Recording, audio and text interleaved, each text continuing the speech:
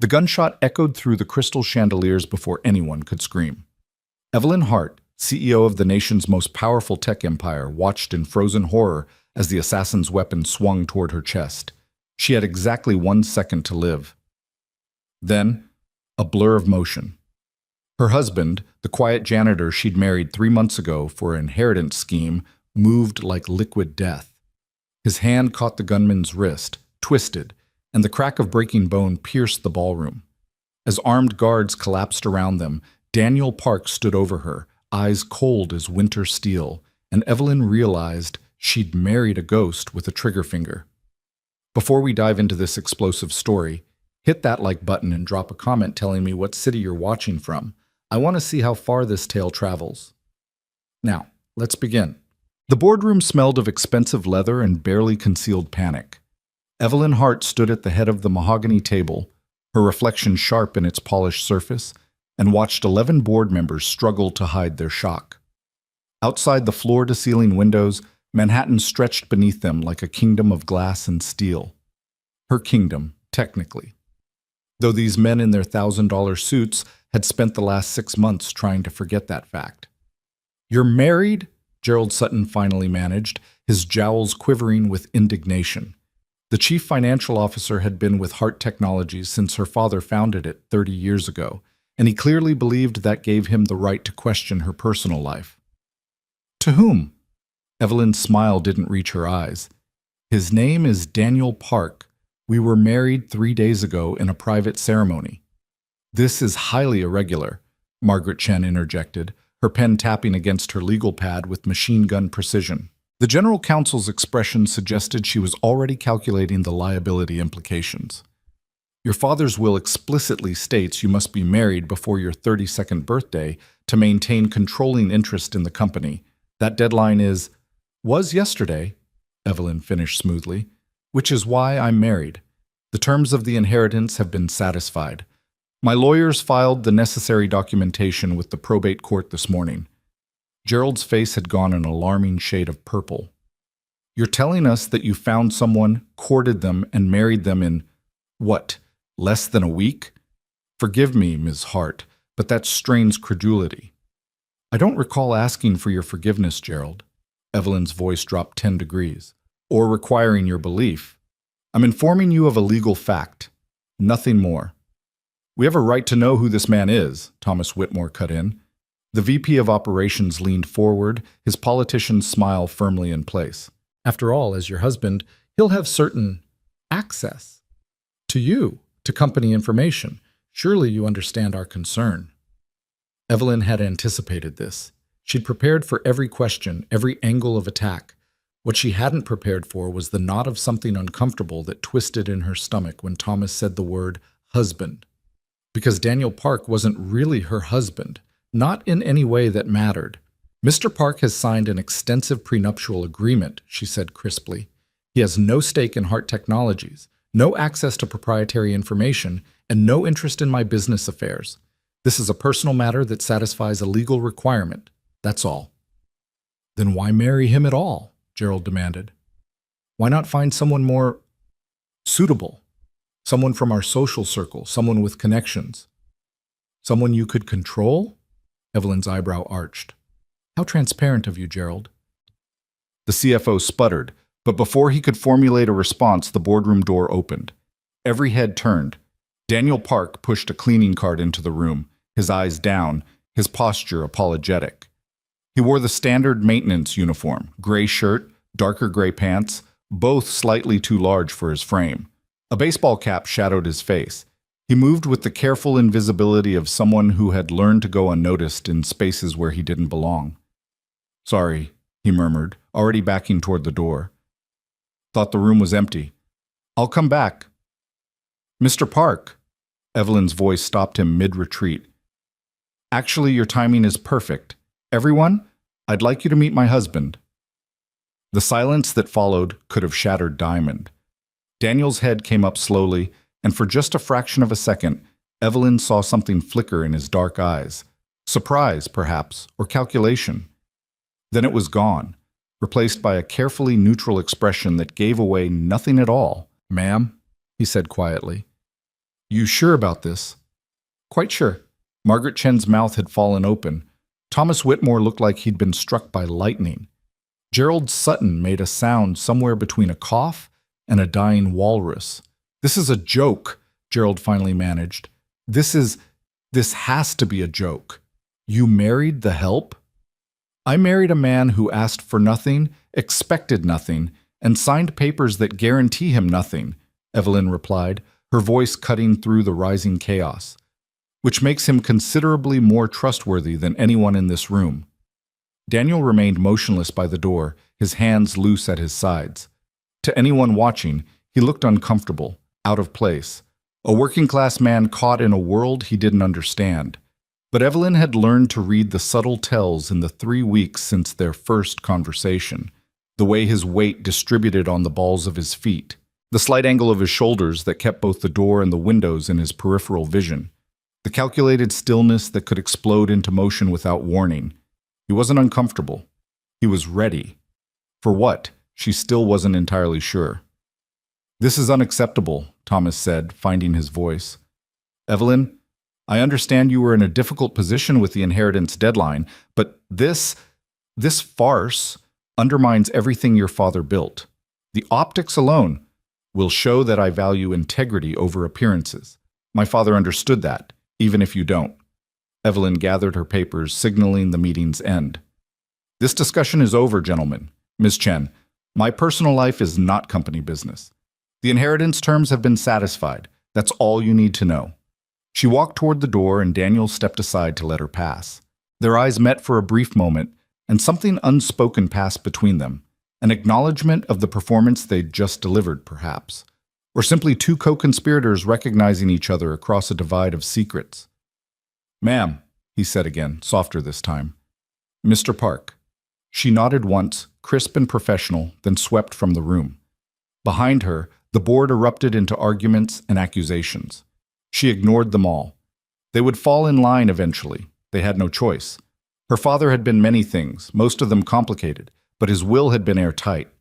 Marry before 32 or lose everything to a foundation that would dismember the company piece by piece. She'd satisfied the terms. That was all that mattered. Even if satisfying them had required proposing marriage to a janitor she'd met exactly twice before their courthouse wedding. 3 weeks earlier, the executive floor was always empty after midnight. Evelyn preferred it that way. No assistants hovering, no board members dropping by with quick questions that ate up hours. Just her, the city lights, and the endless scroll of financial projections that determined whether Hart Technologies survived its next quarter. Her father had built an empire on military contracts and cutting-edge defense systems. Then he died 6 months ago, suddenly and without warning, leaving her with a company she'd spent her whole life preparing to lead and a will that seemed designed to destroy her. Marry before your 32nd birthday, or lose controlling interest. It was medieval, insulting, exactly like something her father would do. She didn't hear the cleaning cart until it was almost beside her desk. Looking up sharply, she found herself facing a man in maintenance gray, his eyes cast down in automatic apology. Sorry, Ms. Hart. Didn't realize you were still here. Clearly. She glanced at the clock, 12:47 a.m. You work late? Night shift. He was already turning away. I can come back at... No, it's fine. Just empty the bins. I'm not here. It was dismissive, the kind of thing she'd said 1,000 times to 100 different people who kept the building running while she fought battles in boardrooms and merger negotiations. She returned to her screens, already forgetting he existed. But something made her look up again a few minutes later. He was still there, methodically wiping down the conference table at the far end of her office. His movements were efficient, practiced, almost military in their precision. And he was watching the financial news on the screen mounted to her wall, not obviously, not obtrusively, but watching nonetheless. You follow the markets? She asked, more from curiosity than any real interest. He glanced at her, surprised she was still talking to him. Sometimes. What do you think of Hart Technologies' Q3 projections? Now he did look surprised. People didn't ask janitors about quarterly earnings reports. But after a long moment, he said, I think you're overextended in Southeast Asia. Currency fluctuations are going to hit harder than your analysts expect. Evelyn's fingers stopped moving on her keyboard. Excuse me? The bot. It's unstable. Your Bangkok facility is vulnerable. He said it like he was commenting on the weather, then went back to cleaning. She stared at him.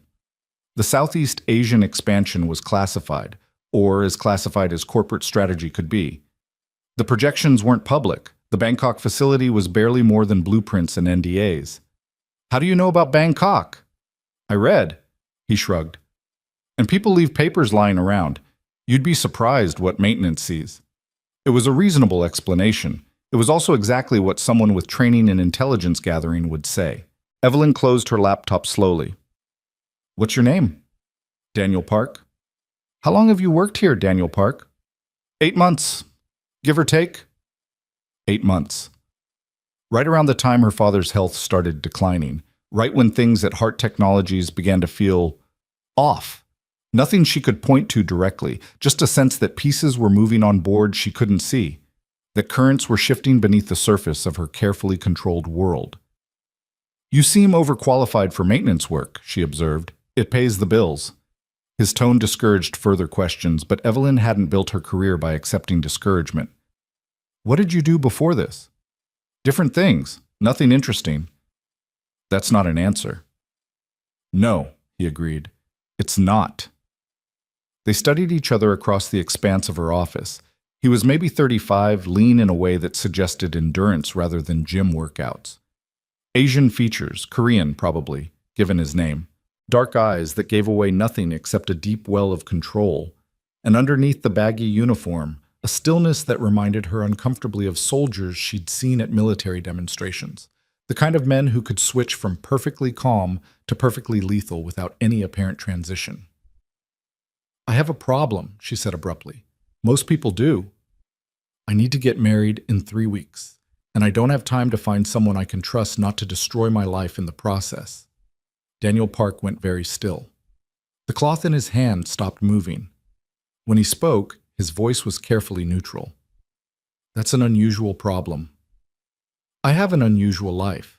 My father's will requires marriage before I turn 32, which happens in exactly 22 days. If I'm not married by then, I lose controlling interest in this company to a board of vultures who will tear it apart for spare parts. Evelyn heard herself talking and couldn't quite believe the words coming out of her mouth. She didn't confide in people. She certainly didn't confide in maintenance workers. I need someone who will sign a contract, go through a ceremony, and then disappear back into their own life while I run my company. No strings, no complications, and absolutely no interest in my money or my business. Sounds like you need a lawyer, not a janitor. Lawyers are expensive. They keep records. They have ambitions. She leaned back in her chair, watching him. You're invisible. You've worked here 8 months, and I've seen you maybe twice. You know things you shouldn't, which means you're either very smart or very dangerous, and I'm betting on both. And when I asked about your past, you deflected like someone with training in counter-interrogation. His expression didn't change, but something shifted in his posture, a microscopic tightening that told her she'd hit closer to truth than he wanted to admit. What makes you think I'd say yes? He asked quietly. Because you're working night shift maintenance when you're capable of much more. That means you're hiding from something or someone. And you have a daughter. Now she had his full attention. How do you know about Maya? I don't, not really. But you keep a photo taped inside your cleaning cart. I saw it when you leaned over to plug in the vacuum. Little girl, maybe 6 years old. You're protective enough to keep her picture close but not on display, which suggests you don't want people connecting her to you. That level of caution, combined with everything else, tells me you're a man with secrets, and secrets make you controllable. Daniel was silent for a long moment. Then, very slowly, he set down his cleaning supplies and walked closer to her desk. His movements were careful, deliberate, nothing threatening, but nothing submissive either. What exactly are you proposing? He asked. Exactly what I said. Courthouse wedding. Prenuptial agreement that gives you nothing. We live separately, see each other at carefully staged public events, and after a reasonable interval, say 2 years, we divorce quietly. You walk away with a settlement large enough to disappear permanently if that's what you want. Your daughter gets a trust fund for college. And I keep my company.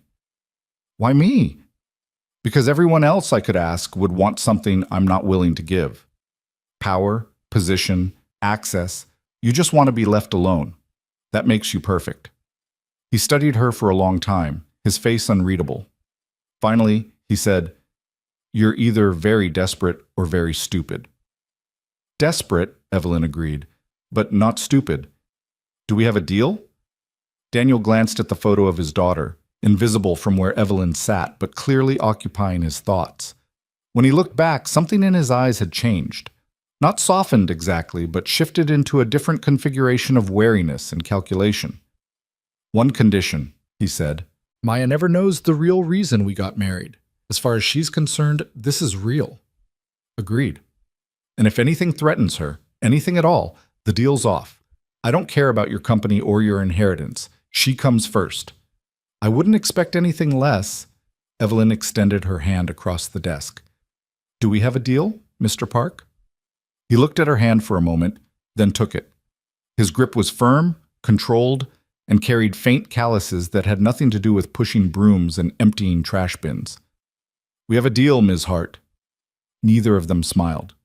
There was nothing happy about the arrangement they'd just made. Just two people trapped by circumstances, making the best of impossible choices. Evelyn had no way of knowing, in that moment, that she'd just shaken hands with one of the most dangerous men in the world. A ghost who'd spent 15 years hunting enemies in places that didn't exist, executing missions that would never be acknowledged, and building a body count that would have kept her awake at night if she'd known the numbers. All she knew was that she'd found someone to marry who wanted nothing from her except to be left alone. It seemed, at the time, like the perfect solution. Present day, 3 months after the wedding. The penthouse apartment felt like a museum after dark, beautiful, expensive, and utterly lifeless. Evelyn kicked off her heels in the entryway and padded barefoot across marble floors toward the kitchen. It was nearly 11 p.m. She'd been at the office since 6 a.m., wrestling with a contract dispute that threatened to derail their largest government project. Her head throbbed, her feet ached, and somewhere in the building's other wing, her husband was probably putting his daughter to bed. They'd settled into a routine over the past 3 months, she and Daniel. He lived in the guest wing with Maya, 3 rooms that might as well have been on another continent for all the interaction they implied. Evelyn kept to the master suite in her home office. They crossed paths maybe twice a week, usually in the kitchen, occasionally in the elevator. Always polite, always distant, exactly as they'd agreed. She was pouring wine when she heard the soft footsteps behind her. "Maya's asleep," Daniel said quietly. He'd changed out of his work clothes into a dark jeans and a plain t-shirt that somehow emphasized the lean muscle beneath. "She wanted to know if you'd read to her tomorrow night." Evelyn paused mid-pour. "Me? She likes you, thinks you're like a fairy tale princess who runs a castle." The ghost of amusement touched his face. "I tried to explain corporate hierarchies, but she's 6. Everything's magic at 6. I don't know any children's stories. She'll provide the book, you just have to do the voices." It should have been easy to say no. Their arrangement didn't include bonding with his daughter, but something about the way he asked, casual, like it didn't matter, though they both knew it did, made her hesitate. "What time?" she found herself asking. 7:30. "After dinner?" "I'll try to be home by then." Daniel nodded once, then turned to go. But something made Evelyn speak again. "The board meeting today. They're still upset about our marriage." He stopped. "Does that surprise you?" "No, but they're digging into your background. Gerald hired a private investigator." Now he turned fully, and for just a moment, something sharp and cold flashed in his eyes before the careful neutrality returned. "Did he find anything interesting?" "Nothing, which is interesting in itself." Evelyn set down her wine glass. "Most people leave trails, Daniel. Employment records, social media, credit histories. You barely exist on paper before you started working at Hart Technologies. It's like you appeared out of nowhere 8 months ago." Some people prefer privacy. Some people are hiding something. They studied each other across the kitchen's granite expanse. The city glittered behind floor-to-ceiling windows, a million lights, a million stories, none of them true. "Are you asking me a question?" Daniel said finally. "I'm trying to decide if I should be worried." About what? About who you really are. About what happens when Gerald's investigator keeps digging and eventually finds something I should have found before I married you. Daniel moved closer, and despite everything, despite the agreement, the distance, the careful walls they'd built, Evelyn felt her pulse quicken slightly. He stopped on the other side of the kitchen island, close enough that she could see the faint scar above his left eyebrow, the exact shade of dark brown in his eyes. You want the truth? He asked quietly. That would be refreshing. The truth is, there are things in my past I'm not proud of. Things I did for reasons that seemed right at the time. I'm not a threat to you or your company, but I'm also not the simple single father you thought you were hiring for this arrangement. He paused. If that's a problem, we can end this now. I'll walk away. The prenup holds. No complications. Evelyn's fingers traced the rim of her wine glass. Why did you say yes? That night in my office, when I made this insane proposal, why did you agree? Because I needed to disappear, and being married to a CEO with trust issues seemed like effective cover. His honesty was almost brutal, and because you offered my daughter a future I couldn't give her on a janitor's salary. But you're not really a janitor. No, he admitted. I'm not. Then what are you? The silence stretched between them, heavy with questions neither was quite ready to answer. Finally, Daniel said, someone trying to build a different life. That's all you need to know. It wasn't all she needed to know. It wasn't even close.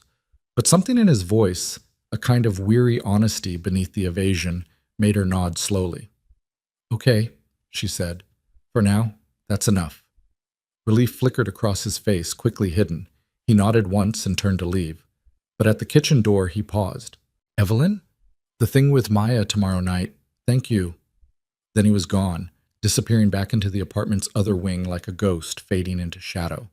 Evelyn stood alone in her perfect kitchen, in her perfect penthouse, in her carefully controlled life, and wondered, not for the first time since their courthouse wedding, exactly what kind of arrangement she'd actually made.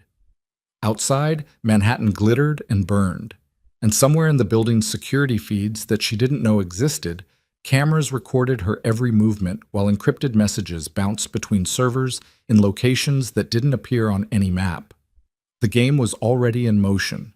The players were already moving, and neither Evelyn nor Daniel had any idea how many pieces were actually on the board or who was really controlling them. But they would learn, soon. Whether they survived the lesson was still an open question. Otea. The next evening, Hart Technologies' executive floor. Thomas Whitmore's office smelled like cigar smoke and ambition. Gerald Sutton stood by the window, watching the city below with the expression of a man plotting something he shouldn't. The investigator's report came back, Gerald said without preamble. Thomas looked up from his desk. And? Nothing. Park's history goes back exactly 8 months and 17 days, the day he was hired as maintenance staff. Before that, a few scattered employment records, all low-level positions, none lasting more than 6 months. No military service, no criminal record, no social media presence. It's suspicious, Thomas finished. Professionally suspicious. Like someone went through and scrubbed their past with considerable expertise. Gerald turned from the window, his expression calculating. I have a contact, former CIA. He owes me a favor. I'm thinking, don't. Thomas's voice cut through the room like a blade. Not yet. Gerald frowned. You said you wanted leverage against Evelyn. This marriage is clearly her weak point. If we can prove fraud, prove she arranged it just to satisfy the inheritance terms. I don't care about the marriage. Thomas leaned back in his chair, fingers steepled beneath his chin. I care about timing. Right now, we look like bitter board members upset about being outmaneuvered.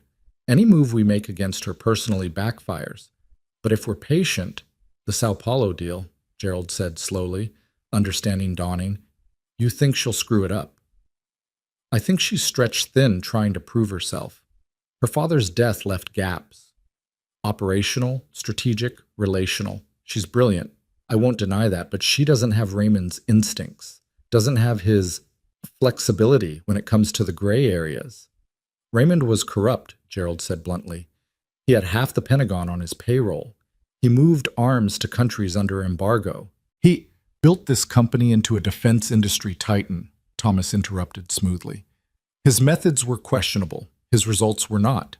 And now his daughter, with her Stanford MBA and her idealistic notions of corporate ethics, is trying to run Hart Technologies like a legitimate business.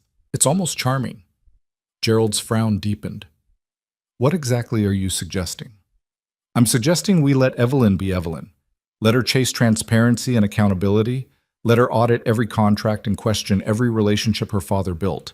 And when the company starts bleeding money because she can't navigate the realities of our industry, when the board gets nervous and the shareholders start making noise. Thomas smiled coldly. That's when we make our move, not before. And Park? Is irrelevant, a distraction.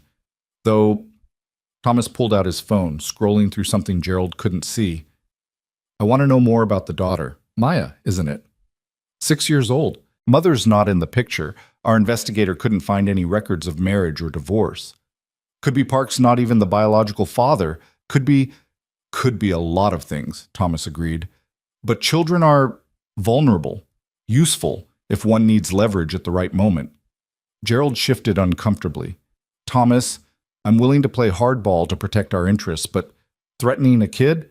I'm not threatening anyone. I'm simply gathering information. Knowledge is never wasted, Gerald. Thomas stood, smoothing his suit jacket. Now, I have a dinner with Senator Morrison. Keep digging into Park's background, but quietly. And keep an eye on Evelyn. I want to know every move she makes, every contract she signs, every relationship she builds or destroys. You want her to fail. I want her to be exactly what she is, a brilliant woman in over her head, trying to redeem her father's legacy without understanding that some legacies can't be redeemed. They can only be managed. As Thomas picked up his briefcase. Raymond understood that. Evelyn will learn it eventually. The question is how much damage she does before the lesson sinks in. After Thomas left, Gerald remained at the window, staring down at the city's endless lights. He'd worked with Raymond Hart for 30 years. He'd helped build this company from a small defense contractor into a multi-billion-dollar empire. He'd witnessed things, deals, transactions, relationships that existed in the shadows of official records. And now Raymond's daughter was shining lights into those shadows, asking questions no one wanted to answer. Something was coming. Gerald could feel it the way old soldiers felt incoming weather. A storm building on a horizon most people couldn't see yet. The question was whether any of them, Thomas, Evelyn, the mysterious Daniel Park, would survive when it finally broke. Though that same night, the penthouse. Maya Park had selected the most elaborate fairy tale book Evelyn had ever seen. Full-color illustrations, pop-up castles, a soundtrack feature that played dramatic music at key moments. The 6-year-old sat cross-legged on her bed, wearing pajamas covered in stars, her dark eyes bright with anticipation. "Daddy said you run a castle," Maya announced as Evelyn settled awkwardly into the chair beside the bed. "Is that true?" "Sort of. Though it's more like a very tall building with computers instead of dragons." "That's disappointing. Dragons are better." Despite herself, Evelyn smiled. "I can't argue with that logic." They'd been reading for about 20 minutes, Evelyn doing her best with the voices, Maya providing enthusiastic editorial comments, when Daniel appeared in the doorway. He leaned against the frame, arms crossed, watching them with an expression Evelyn couldn't quite decipher. "5 more minutes, Maya," he said gently. "Then sleep." "But the princess hasn't defeated the evil wizard yet." "She'll defeat him tomorrow. The wizard isn't going anywhere." Maya sighed dramatically but nodded. Evelyn finished the chapter, closed the book, and stood. Maya immediately grabbed her hand. "You'll come back tomorrow?" the little girl asked. Evelyn glanced at Daniel, who gave the smallest shrug. "Your call." "Yes. Tomorrow." "Promise?" "I promise." Maya beamed, released her hand, and burrowed under her covers. Daniel moved into the room to tuck her in properly, his movements gentle and practiced. Evelyn found herself watching the transformation, the careful, controlled man she'd married shifting into someone softer, more human. A father putting his daughter to bed. "Love you, Bug," he murmured, kissing Maya's forehead. "Love you, Daddy. Love you, Evelyn." Evelyn froze. The words were automatic, sleepy, innocent, but they hit like a physical blow. She managed some kind of response, then fled into the hallway before the sudden tightness in her chest could manifest as anything visible. Daniel joined her a moment later, pulling Maya's door partially closed. "She gets attached quickly," he said quietly. "If it's too much, it's fine." Evelyn's voice came out sharper than intended. "I made a commitment. I'll keep it." They walked back toward the main part of the apartment in silence. At the junction where his wing split from hers, Daniel stopped. "Thank you," he said, "for tonight, for—" he gestured vaguely, "for being kind to her. She's a good kid. You've done well with her." "I've done my best. It's not always enough." Something in his tone made Evelyn turn back to study him more carefully. In the hallway's dim lighting, he looked tired, not physically, but somewhere deeper, like a man carrying weight no one else could see. "Why did you become a janitor?" she asked suddenly. "With whatever skills you have, whatever training, why take a minimum wage job cleaning offices?" "Because no one looks at janitors," Daniel said simply. "We're invisible.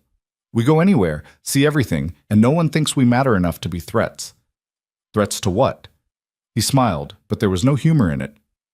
"That's the question, isn't it?" Before Evelyn could push further, her phone buzzed. She glanced at the screen and felt her stomach drop. "I have to take this." Daniel nodded and disappeared into his wing. Evelyn answered the call. "Ms. Hart?" Her head of security, Michael Chen, sounded tense. "We have a situation. Someone accessed your father's private files from an internal terminal 2 hours ago. Encrypted files we didn't even know existed. The access codes were current, but my father's been dead for 6 months," Evelyn finished, "which means someone either copied his codes or has been sitting on them, waiting for the right moment to use them." "Yes, ma'am. We're trying to trace the terminal location now, but whoever did this knew what they were doing. They bounced the access through 6 different servers before—" "I'll be there in 20 minutes." Evelyn was already moving toward her bedroom, toward her closet, toward the armor of business suits and executive authority. "Lock down the system. No one in or out of those files until I arrive. And Michael? Don't trust anyone in IT. This came from inside." She hung up and stood for a moment in her pristine bedroom, staring at her reflection in the darkened windows. Somewhere in her company, her father's company, someone was stealing secrets that could destroy everything she'd built. And she had no idea who or why or what those secrets might contain. Behind her reflection, in the glass, she could see the faint outline of the corridor leading to Daniel's wing, could see the light still visible under his door. "Someone trying to build a different life," he'd said. "That's all you need to know." But what if she needed to know more? What if the mysterious husband she'd married for convenience was somehow connected to whatever rot her father had left behind? Evelyn shook off the thought. Paranoia wouldn't help. Evidence would. She changed clothes, grabbed her car keys, and headed for the elevator. She never saw Daniel emerge from his room 5 minutes after she left. Never saw him pull out a phone that wasn't connected to any normal network. Never heard the brief, encrypted conversation he had with someone whose name she wouldn't have recognized. The game was accelerating. The pieces were moving faster now, and the board was much larger than either of them had realized. In 48 hours, everything would change. The careful distance they'd maintained would shatter. Secrets would spill into the light. And both Daniel and Evelyn would discover that the arrangement they'd made, the marriage of convenience, the contract built on mutual need and shared evasion, was never what they thought it was. Some forces had been set in motion before they ever met. Some traps had been laid before they knew they were players in the game. And some truths, once revealed, couldn't be hidden again. The Hart Technologies server room hummed with the white noise of 1,000 machines processing 1 billion calculations per second. Evelyn stood in the center of it all, watching Michael Chen's team trace digital footprints that shouldn't exist. "Here." Michael pointed to a cascade of code on his screen. The access originated from Terminal 47B. That's in the sub-basement maintenance area. Maintenance? Evelyn felt something cold slide down her spine. "Show me the security footage." The video quality was grainy but clear enough. At 9:47 p.m., a figure in gray maintenance coveralls entered the restricted area, used a keycard that registered as belonging to a supervisor who'd been dead for 3 months, and sat at the terminal for exactly 18 minutes. The camera angle never caught the person's face, almost as if they knew precisely where the blind spots were. "Can we enhance the image?" Evelyn asked. "Already tried. Whoever this is, they're good. Never looked up, kept their face shadowed." Michael paused the footage on a frame that showed the intruder's hands on the keyboard. "But look here, the typing pattern. That's not Hunt and Peck. That's someone with serious technical training." "What files did they access?" Michael's expression darkened. "Your father's personal archives, specifically a directory labeled Ghost Protocol. We didn't even know it existed until the access triggered our new security algorithms. The encryption is military grade. We can't open it without codes that died with your father." "Or didn't die with him." Evelyn stared at the frozen image of those hands, steady, efficient, dangerous. "If someone has his codes, they've had them for months. Why use them now? Why risk exposure?" "Because something in those files is worth the risk," came a voice from behind them. Evelyn spun around. Daniel stood in the doorway of the server room, still wearing the jeans and t-shirt from earlier, his expression unreadable. "Mr. Park," Michael said stiffly. The head of security clearly didn't appreciate unauthorized personnel in restricted areas, husband or not. "This is a secure facility." "I came with Evelyn. She left in a hurry. I wanted to make sure everything was okay." Daniel's eyes moved from the screens to Evelyn to Michael, cataloging details with an efficiency that made her newly suspicious. "What's Ghost Protocol?" "None of your concern," Michael said flatly. "Michael." Evelyn held up a hand. "It's fine. Daniel, Ghost Protocol appears to be some kind of classified project my father was running. We don't know what it contains." "But someone does." Daniel moved closer to the screens, his gaze sharp. "And they needed access badly enough to risk getting caught. That suggests urgency. Either something's about to happen, or they're running out of time to stop something that's already in motion." Michael and Evelyn exchanged glances. The analysis was too quick, too tactical, too much like someone with intelligence training would think. "How do you know that?" Evelyn asked carefully. Daniel seemed to realize he'd said too much. "Basic logic. People don't take risks unless the reward justifies them." "What was your father working on before he died?" "Dozens of projects. Hundreds, if you count everything across all divisions." Evelyn moved to another screen, pulling up her father's calendar from his final months. But his personal attention was focused on 3 major contracts: the Sao Paulo Defense System, the updated drone guidance technology for the Air Force, and something called Project Sentinel that he never fully briefed me on before he died. "Project Sentinel," Daniel repeated softly. Something flickered in his eyes. Recognition, perhaps, or concern. "What do you know about it?" "Almost nothing. It was compartmentalized even within the company. Only a handful of people had access, and most of them have either retired or resigned since my father's death." She looked at him directly. "Why? Does that name mean something to you?" For a long moment, Daniel didn't answer. Then he said, "I need to make a call." "Excuse me." He walked out before Evelyn could stop him, leaving her and Michael alone in the electronic hum of the server room. "I don't trust him," Michael said bluntly. "There's something wrong about this whole situation. Your sudden marriage, his convenient background, and now he shows up here asking questions about classified projects." "I know." Evelyn's jaw tightened. "But until I have proof he's involved in this, he's still my husband, legally, if not actually, which means we proceed carefully." "With respect, Ms. Hart, careful might not be enough. If your father was involved in something illegal, my father built this company from nothing. Whatever he did, whatever choices he made, they kept thousands of people employed and this country defended." Even as she said it, Evelyn wondered if she believed it anymore. "We need to find out what's in Ghost Protocol. Can you bypass the encryption?" Michael shook his head. "Not without triggering a data wipe. Whoever designed this security knew what they were doing. It's a digital fortress." "Then we find another way in." Evelyn pulled out her phone, scrolling through contacts until she found the name she needed. "I know someone who might be able to help. He worked with my father on some of the early encryption systems. If anyone can crack this, it's him." She made the call, spoke briefly in technical shorthand, and hung up. "He'll be here in an hour.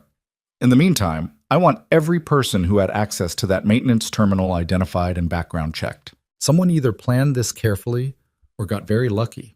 I don't believe in luck. Yes, ma'am. Michael hesitated. And Mr. Park?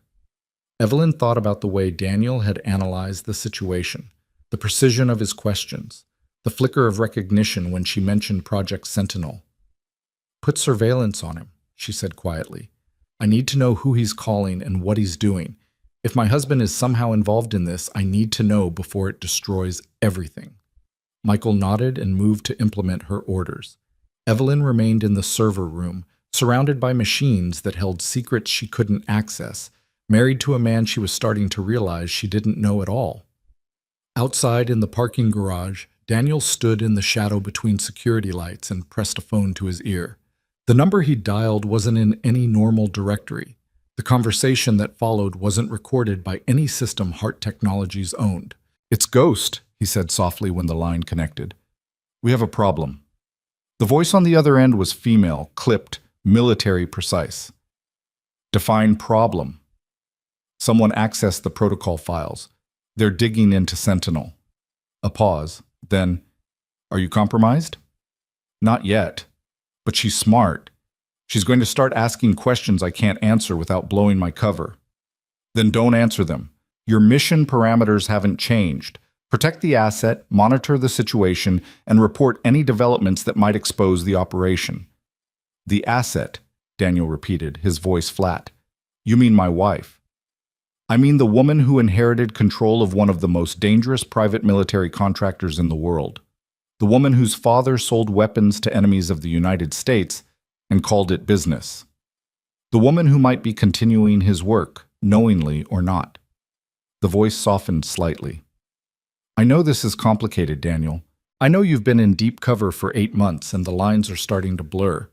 But we need you in position. If Hart Technologies is still running Ghost Protocol after Raymond's death, we need to know. And if Evelyn doesn't know anything, if she's just the daughter trying to clean up her father's mess, then we protect her from the consequences of his choices. But we confirm that first. No assumptions, no emotional compromises. A beat. Can you maintain your cover?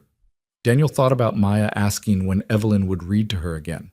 Thought about the way Evelyn had looked at him tonight, suspicion and something else warring in her eyes. Thought about the marriage that was supposed to be simple convenience turning into something far more complicated. Yes, he said finally. I can maintain it. Good. We're sending additional support. Callsign Phoenix will be in position by morning. She'll make contact through the usual channels. And Daniel, be careful. If Ghost Protocol is active, anyone connected to it is in danger, including you. The line went dead. Daniel stood alone in the parking garage, his breath forming small clouds in the cold air. Above him, security cameras tracked his position. He could feel them like an itch between his shoulder blades. Evelyn would review this footage. She'd see him making an unauthorized call. She'd have more questions. The careful distance they'd maintained was collapsing faster than he'd anticipated. And when it finally fell apart completely, when she discovered who he really was and why he'd agreed to marry her so readily, the explosion would be spectacular. He just hoped they both survived it. Back in the server room, Evelyn's encryption specialist arrived, a nervous man in his 50s named Dr. Robert Marsh, who'd worked with her father since the company's early days. He studied the Ghost Protocol directory with increasing concern. This is Raymond's work, he said after 20 minutes of analysis. I recognize the architecture, but it's been modified. See these authentication layers? Someone added them after the initial encryption was set up. Within the last 6 months, I'd guess. After my father was already sick, Evelyn said slowly, when he knew he was dying. Or when someone else knew he was dying and wanted to make sure certain information stayed hidden. Marsh adjusted his glasses nervously. Ms. Hart, I can break this encryption, but it's going to take time. Days, maybe a week. And whoever put in these extra security measures will know when I do it. There's a monitoring protocol embedded in the code. The moment someone successfully accesses these files, an alert gets sent. Sent where? I don't know. The destination is encrypted separately. Could be an email address, could be a server, could be a phone number. He looked at her seriously. Are you sure you want to open this Pandora's box? Some secrets your father might have wanted to stay buried. Evelyn thought about the intruder accessing these files, thought about Daniel's too convenient knowledge, thought about 3 months of marriage to a man who was increasingly clearly not who he claimed to be. Break it, she said. I don't care how long it takes or who gets notified. I need to know what my father was hiding. Marsh nodded reluctantly and set to work. Evelyn left Michael to supervise and returned to the executive floor, her mind racing through possibilities and implications. It was nearly 3 a.m. The building was silent except for the skeleton night crew. Her footsteps echoed on marble floors as she walked toward her office. She almost missed the figure standing in the shadows near her door. Jesus! She stumbled backward, her hand instinctively reaching for the phone in her pocket.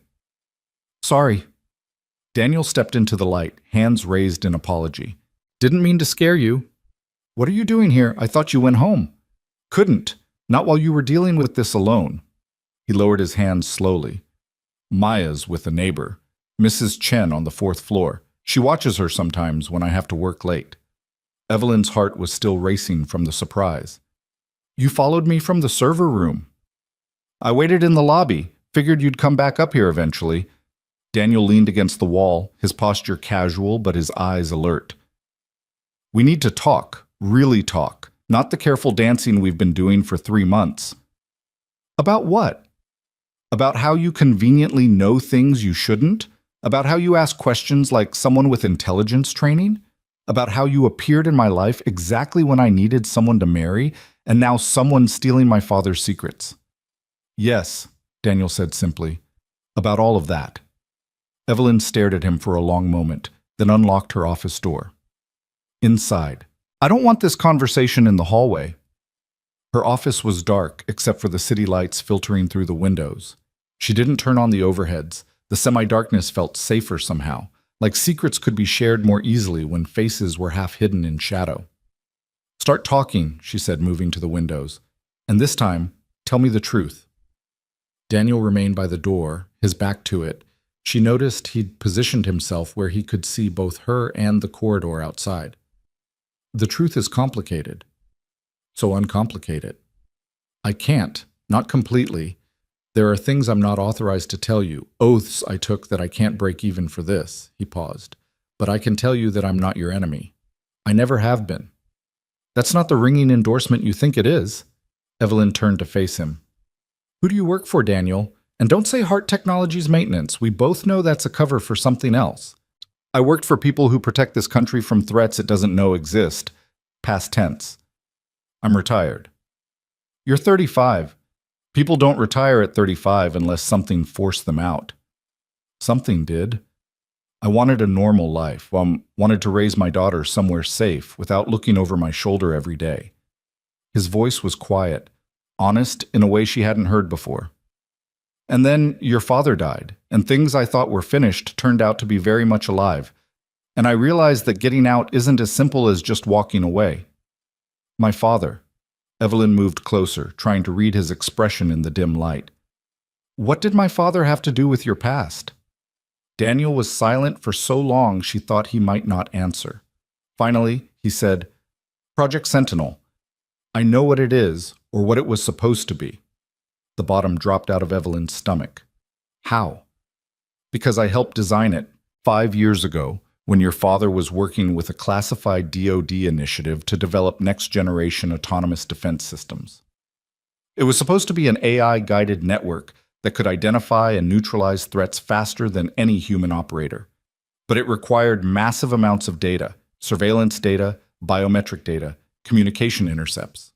The kind of information that crosses legal lines and raises constitutional questions. My father was building domestic surveillance systems? Evelyn felt sick. Not exactly. The technology was meant for foreign deployment, protecting embassies, military bases, high-value targets in hostile territories. But the architecture could be adapted, the AI could learn, and in the wrong hands, or with the wrong parameters. Daniel moved closer. Your father understood the ethical implications. He built in safeguards, kill switches, oversight protocols.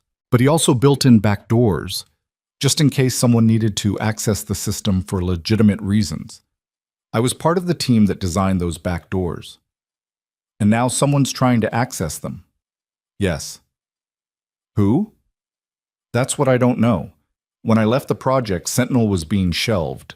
Too controversial, too expensive, too many moving parts that could go wrong. Your father was supposed to have shut it down completely. If it's still active, if someone's using those access codes to get into Ghost Protocol, it means either your father lied about terminating the project or someone rebuilt it without authorization. Evelyn sat down heavily in her desk chair. Why didn't you tell me this before? Why marry me, move into my home, spend 3 months pretending to be someone you're not? Because when I first approached you that night, I didn't know you. I didn't know if you were part of your father's operations or an innocent bystander. And my orders were to get close, to observe, to report back. Daniel's voice was rough with something that might have been regret. But then I got to know you. Saw how hard you're working to build something legitimate out of your father's legacy. Watched you fight with the board, refuse compromises, try to do the right thing even when it costs you. He paused. You're not your father, Evelyn, but you're caught in the web he built, and I don't know how to get you out without destroying everything you've worked for. So what do we do now? Now we figure out who accessed those files and what they're planning to do with the information. Because if Sentinel is operational and someone's trying to control it, we're not just talking about corporate espionage. We're talking about a weapon system that could be turned against targets domestic or foreign, with your company's fingerprints all over it. Evelyn felt the weight of it settling on her shoulders. The inheritance she'd never asked for, the sins of a father she'd loved but maybe never really knew. I have someone breaking the encryption on Ghost Protocol. He says it'll take a few days. Tell him to stop. What? Why? Because the moment those files open, whoever's monitoring them will know. And if they're desperate enough to break into your secure server, they're desperate enough to take more direct action. Daniel's expression was grim. We need to find them first, figure out what they want before they realize we're hunting them. And how do we do that? We set a trap. We leak information about your encryption specialist making progress. We make them nervous. And when they make their move, we're ready. Evelyn studied her husband, her fake husband, her convenient husband, her husband who was apparently a former special operations something with connections to classified military projects. This isn't what I signed up for when I proposed marriage. I know. And if you want to end the arrangement now, I'll understand. I can disappear tonight. Take Maya and go somewhere you'll never find us. The prenup holds, the lawyers handle the divorce, and you never have to see me again. It would be easier, cleaner. One less complication in a situation that was already spiraling out of control. But Evelyn thought about Maya's sleepy voice saying, "Love you, Evelyn," like it was the most natural thing in the world. Thought about Daniel tucking his daughter in with a gentleness that contradicted everything else about him. Thought about 3 months of careful distance that had somehow, without her quite noticing, started to feel less like an arrangement and more like something else. "No," she said finally. "You don't get to walk away from this. If someone's using my father's work for something dangerous, I need to know. And apparently you're the only person who can help me figure it out. So we do this together. We set your trap. We find whoever's behind this. And then," she took a breath, "then we figure out what the hell we're actually doing with this marriage." Daniel's expression shifted, surprise, relief, and something warmer that he covered quickly. "Okay, together. But no more lies, no more half-truths. If I'm going to trust you with this, I need to know I can actually trust you. I can't tell you everything. Some things are still classified. Some things," he hesitated, "some things I'm not proud of. Actions I took, people I hurt, choices that seem necessary at the time but keep me awake at night now. But I promise you this. I won't lie to you about anything that affects your safety or your company, no matter what happens." It wasn't perfect. It wasn't the clean truth she wanted, but it was honest in a way that mattered. "All right," Evelyn said. "Tell me about this trap." They spent the next hour planning, Daniel's tactical experience combining with Evelyn's knowledge of her company's internal systems to create something that might actually work. They would let Dr. Marsh continue his work, but leak information suggesting he was making faster progress than expected. They would monitor who reacted to the news, track communication patterns, wait for someone to make a mistake. It was dangerous. It was risky. It assumed their opponent would be impatient or desperate enough to act before they were ready, but it was a plan. "I should get back," Daniel said finally, checking his phone. "Maya will be waking up in a few hours. Mrs. Chen's great, but she gets nervous if I'm gone too long." "Daniel!" Evelyn stopped him at the door. "Thank you for telling me the truth, or as much of it as you could. Thank you for not running when you had every reason to." He smiled slightly. "Partners?" "Partners," she agreed. He left, disappearing into the elevator bay. Evelyn remained in her office, watching the city wake up beneath her. The sun starting to paint the eastern sky in shades of amber and rose, the first commuters trickling onto the streets. Another day beginning for millions of people who had no idea what was happening in the towers above them. Her phone buzzed. A text from Michael Chen. "Found something. You need to see this." She made her way back to the security office, her exhaustion forgotten in a fresh surge of adrenaline. Michael had security footage pulled up. Different camera, different angle. "This is from the parking garage 2 hours ago," he said. "Your husband. Making a call." Evelyn watched Daniel's image on the screen, his body language guarded, his expression serious. No audio. The cameras didn't have microphones in the garage. But something about the way he stood, the careful checking of his surroundings before he dialed, suggested this wasn't a casual conversation. "Can we trace the number?" she asked. She already tried. "It's encrypted, bouncing through international servers. Whoever he called, they're using serious counter-surveillance." Michael looked at her carefully. "Ms. Hart, I know you said to proceed carefully with Mr. Park, but this is beyond suspicious. This is tradecraft, professional-level operational security." Evelyn thought about the conversation she'd just had with Daniel, the partial truths and careful revelations, the admission of a past he couldn't fully explain. "I know," she said quietly. "Monitor him, record everything, but don't approach him directly. Not yet." "May I ask why?" Because he'd told her he wasn't her enemy. Because he'd looked her in the eye and promised not to lie about things that mattered. Because some instinct she didn't fully trust yet told her that Daniel Park, whoever he really was, might be the only person she could rely on in the storm that was coming. But she couldn't say any of that to Michael. So instead she said, "Because I need to know who he's working for before we make any moves. If he has connections to intelligence agencies or military contractors, confronting him prematurely could shut down our investigation entirely. We play this smart. We play it patient." Michael didn't look convinced, but he nodded. "Yes, ma'am." Evelyn left him to his surveillance and took the private elevator up to the executive floor. She needed a shower, needed coffee, needed sleep she wasn't going to get. In 6 hours, she had a board meeting. In 8 hours, she'd promised to read to Maya again. And somewhere in between, she had to figure out how to run a company while hunting for traitors and managing a marriage that was becoming more complicated with every passing hour. The penthouse was silent when she entered. Daniel's wing showed no light under the door. She moved to her bedroom, stripped off her clothes, and stood under scalding water until her thoughts stopped racing enough to think clearly. Someone was stealing her father's secrets. Daniel had a past that intersected with those secrets in ways she didn't fully understand. And she was caught between corporate responsibility, legal obligations, and something that felt increasingly like actual trust in a man she'd married for all the wrong reasons. Outside her bathroom window, the sun continued its rise over Manhattan.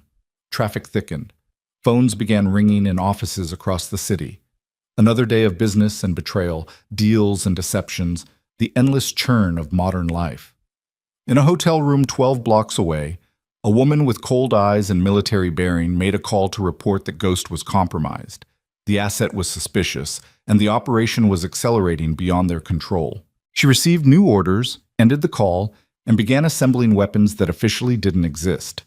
In the Hart Technologies server room, Dr. Marsh worked through mathematical problems that would take days to solve, unaware that his progress was being monitored by 3 separate parties, all with different agendas.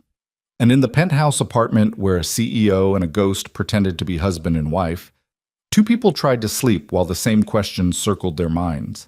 How much truth was too dangerous to share? How much trust was too risky to give? And when the lies finally collapsed, because they always collapsed eventually, would either of them survive the explosion? The game was moving faster now. The players were showing their hands piece by careful piece. And somewhere in the shadows where the truly dangerous people operated, someone was watching it all unfold with satisfaction. Because this was the plan. This was always the plan. Get the daughter suspicious. Get the ghost exposed. Let them trust each other just enough to be vulnerable. And then strike, hard and final, before either of them realized they'd been playing by someone else's rules from the very beginning. The storm was building. Thunder rumbled on a horizon only a few people could see. And when it finally broke over Manhattan, the casualties would be measured not in property or money, but in lives shattered and secrets that should have stayed buried forever. But that was still days away. Right now, there was only the illusion of control, the desperate hope that understanding your enemies was enough to defeat them, and the fragile alliance between two people who'd married for convenience and were learning, too late perhaps, that nothing about their arrangement had ever been convenient at all. 3 days of careful surveillance produced nothing but ghosts and dead ends. Whoever had accessed the Ghost Protocol files had gone completely silent, as if they knew they were being watched. Dr. Marsh continued his encryption work while Evelyn attended board meetings and pretended everything was normal.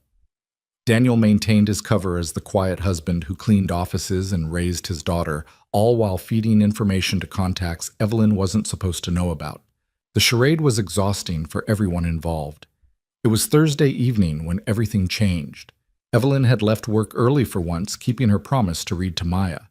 The little girl had graduated from fairy tales to adventure stories, pirates and treasure maps, and brave heroes who always won in the end. The kind of simple narratives where good and evil were clearly marked and justice always prevailed. Real life, Evelyn was learning, was considerably messier. Komm mit mich. Can we have ice cream after? Maya asked as they finished the chapter. Daddy said only if you said yes. Passing the responsibility to me? That's tactical. Evelyn closed the book. Small bowl, and only if you brush your teeth after.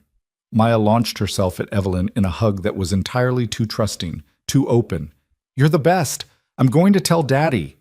She raced out of the room before Evelyn could respond, leaving her alone with the sudden uncomfortable realization that she'd started looking forward to these evening sessions. That Maya's enthusiasm felt less like an obligation and more like something dangerously close to affection. She was getting attached. They both were. And attachment was the one thing their arrangement absolutely couldn't afford. Daniel appeared in the doorway, wiping his hands on a kitchen towel. Ice cream negotiations successful? She drives a hard bargain. Gets that from you, probably. Gets it from her mother, actually. The words were out before Daniel could stop them, and Evelyn saw him tense, realizing he'd opened a door he usually kept firmly closed. You never talk about her, Evelyn said carefully. Maya's mother. No, Daniel agreed. I don't. Was she... Evelyn stopped, unsure if she had the right to ask, but curiosity won over caution. Was she part of your old life? Before you retired? Daniel leaned against the doorframe, his expression distant. She was an analyst. Smart, principled, believed in the mission even when the mission stopped making sense. We met on assignment, got too close, and Maya happened before we'd thought through any of the implications. He paused. She died when Maya was 2. Car accident in Brussels that probably wasn't an accident at all. And I realized that the life I'd chosen, the work I did, it destroyed everyone who got close to it, so I got out. I'm sorry. Don't be. You didn't cause it. His eyes refocused on her. But it's why I'm so careful about Maya, why I keep her separated from everything else. She's the only good thing I've managed not to ruin yet. Before Evelyn could respond, her phone buzzed. She glanced at the screen and felt her stomach drop. It's Michael. Emergency. The call connected before she could say hello. Ms. Hart, we have a situation. Someone just tried to physically breach the server room, armed. Our security team engaged, but gunfire crackled through the phone. We need you to stay away from the building. I'm calling NYPD, but whoever these people are, they're professional. Military-grade weapons, coordinated tactics. I'm coming in, Evelyn said, already moving toward her bedroom. No, Ms. Hart, it's not safe. The line went dead. Evelyn stood frozen, her heart hammering. Behind her, Daniel had gone completely still, his entire demeanor shifting in a way that made her skin prickle with sudden awareness. How many? He asked, his voice utterly calm. What? How many attackers? What's the building's security response protocol? Where's your safe room? The questions came rapid fire, delivered with the precision of someone conducting a tactical assessment. This wasn't the careful janitor or the patient father. This was something else entirely. I don't know. Michael didn't... Evelyn's phone lit up with alerts. Building security system, multiple breach points, cameras going offline one by one. They're systematically taking out our surveillance. This is coordinated. They're going for the ghost protocol files. Whatever Dr. Marsh found, they can't let him finish. Daniel was already moving toward his wing. Stay here. Lock the doors. Don't open them for anyone. Where are you going? He paused at the threshold, and when he looked back, his eyes were hard and cold. The eyes of someone who'd seen and done things that left permanent scars. To stop them, before they kill everyone in that building looking for information that shouldn't exist. Daniel, you can't. But he was already gone, disappearing into his room. Evelyn followed, propriety abandoned in the face of crisis, and stopped in the doorway. Daniel's closet was open. Behind the ordinary clothes hung a gear bag she'd never seen before. He was pulling out equipment with practiced efficiency. Body armor, tactical vest, weapons that absolutely shouldn't have been in a civilian residence. He moved like someone who'd done this 1,000 times, every motion economical and purposeful. What are you? Evelyn whispered. Someone who made a promise to protect you. He checked a pistol with the casual expertise of a professional, then looked at her directly. I can explain everything later. Right now, I need you to trust me. Can you do that? Evelyn thought about all the careful distance they'd maintained, all the lies and half-truths and protected secrets. And under it all, a single question that mattered more than anything else. Was Daniel Park, whoever he really was, someone she could trust when everything fell apart? Yes, she said, but I'm coming with you. Absolutely not. It's my company, my responsibility, and I'm not staying here helpless while people die protecting my father's secrets. She moved to her own closet, pulling out the handgun her father had insisted she learn to shoot. I know how to use this. I'm a decent shot. And you'll need someone who knows the building's layout, the security protocols, where the backup systems are. You'll get yourself killed. Then you better make sure I don't. Evelyn checked the weapons magazine, surprised at how steady her hands were. Fear was there, cold and sharp, but under it was something harder. Anger. Determination. The realization that she was tired of being protected from the consequences of choices other people had made. Daniel studied her for a long moment. Then with visible reluctance, he nodded. Stay behind me. Do exactly what I say, when I say it. And if I tell you to run, you run. No arguments, no hesitation. Agreed? Agreed. Maya is with Mrs. Chen. She's safe. Evelyn was already moving toward the door. We need to go. Now. They took the private elevator down to the garage, Daniel checking his phone and reading information from sources Evelyn couldn't identify. 3 teams, maybe 4. They hit the building 8 minutes ago. NYPD response time is another 6 minutes minimum. Security's being overrun on floors 12 through 15. The server room is on 14, Evelyn said. Dr. Marsh was working late. Then that's where we're going. The elevator opened into the parking garage. Daniel moved out first, weapon raised, scanning for threats with the fluid efficiency of someone who'd done this in places far more dangerous than Manhattan parking structures. Clear. Your car or mine?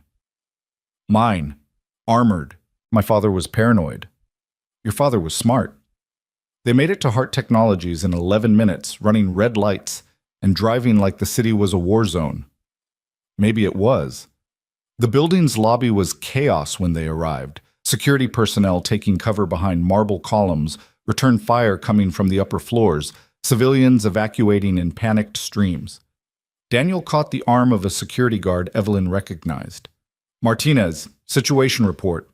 Martinez stared at the weapons in Daniel's hands with obvious shock. Who the hell are you? Someone who's going to help. Talk. Something in Daniel's tone cut through Martinez's confusion. 4 hostiles, maybe more. They came in through the delivery entrance with forged credentials, started shooting when security tried to verify. They're pushing toward the server room. We've got 3 guards wounded, 1 dead. Chen's trying to hold them on 14, but they're outgunned. Stairwells? East stairwell's clear. West is compromised. Elevators are locked down. Good. Daniel turned to Evelyn. Last chance to stay here. Not happening. He didn't argue further, just moved toward the east stairwell with Evelyn close behind. The building she'd walked through every day for years felt alien now. The familiar corridors transformed into tactical terrain, every corner a potential ambush point, every shadow hiding threats she'd never had to consider before. They climbed 14 floors in near silence, Daniel pausing at each landing to listen before proceeding. At the 14th floor entrance, he held up a fist. Stop. Evelyn pressed against the wall, her heart hammering so loud she was sure it would give away their position. Voices filtered through the door, 2 men, speaking in clipped professional tones. Southwest corner. Marsh is holed up in the secondary server room. He's got the encryption keys on a portable drive. We secure that, we extract, mission complete. What about witnesses? Sanitize as we go, no loose ends. Evelyn felt ice slide through her veins. They were going to kill Dr. Marsh, kill anyone who got in their way. And she'd brought him into this, asked him to break her father's encryption, made him a target without understanding the stakes. Daniel looked at her, his expression grim. He held up 3 fingers, then 2, then 1.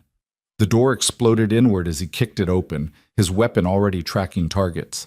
The 2 men in the corridor barely had time to react before Daniel was on them.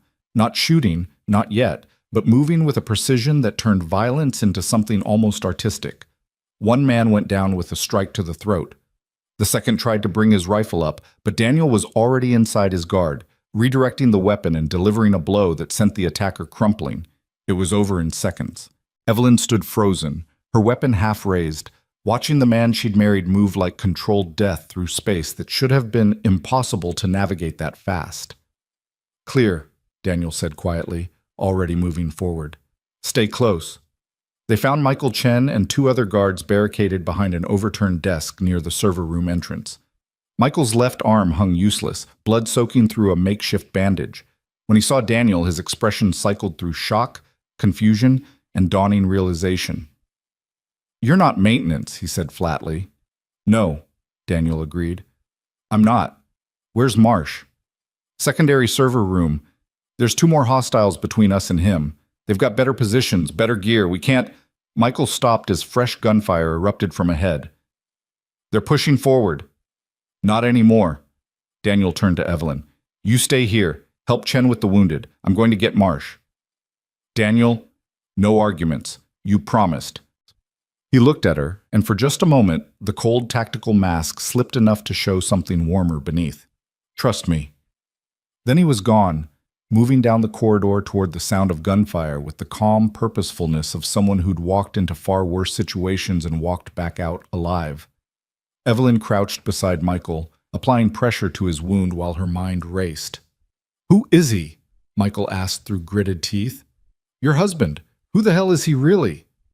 I don't know, Evelyn admitted, but I'm starting to think I should have asked better questions before I married him. The gunfire ahead intensified, short controlled bursts, tactical and precise. Then silence. Long, terrible silence that stretched for what felt like hours, but was probably less than a minute. Daniel emerged from the smoke-hazed corridor with Dr. Marsh stumbling beside him, the older man's face sheet-white with shock. Behind them, in the dim light, Evelyn could see 2 more bodies sprawled in positions that suggested they'd never seen Daniel coming. We need to move, Daniel said, helping Marsh toward their position. There's more coming. I counted at least 2 additional teams approaching from below. This wasn't just about stealing files. This was about sending a message. What kind of message? Evelyn demanded. The kind that says no one touches Ghost Protocol and lives to talk about it. Daniel checked his weapon, his expression grim. Where's your panic room, the real one, not the official one listed in building schematics? Evelyn stared at him. How do you know about...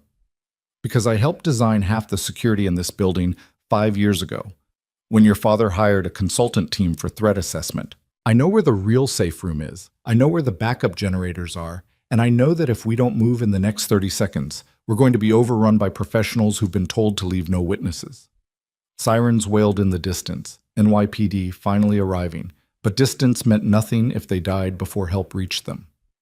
Northeast corner, Evelyn said, making the decision. Behind the false wall in my father's old office. Biometric lock. Can you access it? Yes. Then we go. Now. Daniel helped Michael stand, supporting the injured man's weight. Martinez, you're on point with Ms. Hart. Chen, you're with me. Marsh, stay in the middle and try not to panic more than absolutely necessary. Move. They moved through corridors Evelyn had walked 1,000 times, now transformed into a war zone. Smoke drifted from damaged systems. Emergency lights cast everything in red-tinged shadow. Somewhere below, she could hear NYPD breaching the building, but it felt impossibly far away. Her father's office was untouched, preserved exactly as he'd left it 6 months ago. Evelyn had avoided this room since his death, unable to face the memories and implications. Now she pressed her palm to the hidden biometric scanner behind his favorite painting, a military scene, soldiers in some unnamed war, and felt the click of locks disengaging. The wall panel slid open to reveal a space that looked more like a military command center than a panic room. Screens showed building security feeds. Communication equipment lined one wall, and in the corner, locked in a cabinet that would require serious explosives to breach, sat files that were probably as dangerous as anything in Ghost Protocol. Inside, Daniel ordered. Martinez, you're on door security. No one gets through without my authorization. They filed in, Marsh collapsing into a chair and clutching his portable drive like a lifeline. Michael slumped against the wall, his face gray with blood loss. Evelyn moved to the medical supplies she knew her father kept stocked and started working on Michael's arm with hands that shook only slightly. Daniel secured the door, then moved to the communication equipment and began making calls on encrypted lines. This is Ghost. Authorization code Whiskey Sierra 7. I need immediate extraction. Location transmitted. Multiple hostiles, building compromised, asset is secure but vulnerable. Estimated hostile count is 8 to 12. Professional-grade equipment and training. NYPD is on scene but outmatched. We need, yes. Understood. ETA? He listened, his expression darkening. 20 minutes might as well be 20 hours. Can you... He paused. All right. We hold until then. Ghost out. Evelyn finished bandaging Michael's arm and moved to where Daniel stood studying the security monitors. Outside their shelter, she could see figures moving through corridors. Not NYPD, not her security team, but the attackers, searching methodically floor by floor. Who did you call? She asked quietly. People who owe me favors. Daniel pointed to one of the monitors. They're being thorough, checking every room, every possible hiding spot. Eventually, they'll find this room. Can we hold them off? For a while. This room was designed to withstand prolonged assault, but those people out there know what they're doing. They're not random mercenaries. They're trained operators, probably former military, definitely experienced in breach tactics. He looked at her directly, which means whoever sent them has serious resources and isn't afraid to use them. My father, Evelyn said softly. This goes back to him, doesn't it? To whatever he built, whatever deals he made. Yes, Project Sentinel, among other things. Daniel pulled up files on one of the computers, documents Evelyn had never seen, technical specifications that made her stomach turn. Your father didn't just build defense systems, Evelyn. He built control systems, technology that could monitor, track, and eliminate targets anywhere in the world with minimal human oversight. And he sold access to that technology to anyone willing to pay enough, regardless of their intentions or affiliations. You're saying my father was a traitor. I'm saying your father was a businessman who stopped seeing people as people and started seeing them as assets to be managed or threats to be eliminated. And when you think like that long enough, the lines blur. Patriotism becomes negotiable. Ethics become obstacles. Daniel's voice was flat, matter-of-fact. I know because I worked for him, because I helped build parts of Sentinel before I understood what it would become. And when I finally saw the full picture, when I realized what we'd created, I tried to shut it down. Is that why you left? Why you retired? I left because people started dying, good people, who were asking the same questions I was asking, Car accidents, muggings gone wrong, heart attacks in men who were perfectly healthy a week before. He gestured at the screens showing the attackers outside. This is what happens when you threaten something worth billions of dollars and the security of people powerful enough to make entire agencies look the other way. Evelyn felt the room tilt slightly. My father had people killed. Your father protected his interests, so did his partners, his clients, his investors. And now you've inherited that whole nightmare, whether you wanted it or not. Why didn't you tell me this before? The anger in her voice surprised her. Why marry me, move into my home, let me trust you, if you knew? Because I needed to know if you were complicit or innocent, if you were continuing his work or trying to build something different. Daniel turned to face her fully. And because somewhere in the middle of watching you fight with your board and stay up until 3 a.m. trying to fix contracts your father poisoned and read bedtime stories to my daughter, like it actually matters, I realized you're nothing like him. You're trying to build something legitimate out of a foundation soaked in blood. And that matters. The admission hung between them, raw and honest. Before Evelyn could respond, Dr. Marsh spoke up from his corner. I broke the encryption about an hour before they attacked. I was about to call you when they breached the building. Every head turned toward him. He held up the portable drive with trembling hands. Ghost Protocol isn't a project. It's a client list. Everyone your father sold Sentinel technology to, every organization that's using his systems right now, every government official who took money to look the other way. It's comprehensive, detailed, and absolutely damning. How damning? Evelyn asked. Pentagon officials, senators, foreign intelligence services, private military contractors operating in places the U.S. officially doesn't go. And transactions, money moving through accounts that shouldn't exist, payments for operations that never happened. Marsh's voice shook. If this goes public, it won't just destroy Hart Technologies. It'll trigger investigations that reach into the highest levels of government. People will go to prison. Others will probably die trying to make sure that doesn't happen. Daniel swore softly. That's why they're here. Not just to get the files, but to eliminate everyone who's seen them. Then we destroy the drive, Evelyn said. Right now, we can't. Marsh looked miserable. I sent a backup to secure cloud storage before they breached. Thought I was being careful. If they kill me, if they get this drive, the backup triggers automatically in 72 hours and releases everything to major news organizations worldwide. A dead man's switch, Daniel said flatly. You built a dead man's switch. I thought it would protect me. I didn't know they'd... Marsh broke off as explosions echoed from somewhere outside their safe room. What was that? Daniel checked the monitors and his expression went cold. They're breaching the outer security doors, professional grade charges. They'll have this room open in under 10 minutes. What about your people, your extraction? 15 minutes out, maybe less if they're pushing hard. Daniel pulled weapons from the room's emergency cabinet, checking ammunition with practiced efficiency. We hold here. Martinez, Chen, if you can manage it, you take positions by the door. First person through gets put down hard. Second and third will be more cautious. That's when I move. You can't take them all, Evelyn protested. No, Daniel agreed, but I can slow them down long enough for backup to arrive. Maybe. Daniel, he crossed to her in 2 strides, his hands finding her shoulders. Listen to me. When the door breaches, you get behind the communication equipment. It's reinforced. You stay low, you stay quiet, and you survive. Understood? You're talking like you're not going to... I'm talking like a soldier who knows the odds and plans accordingly. His grip tightened slightly. Maya is with Mrs. Chen.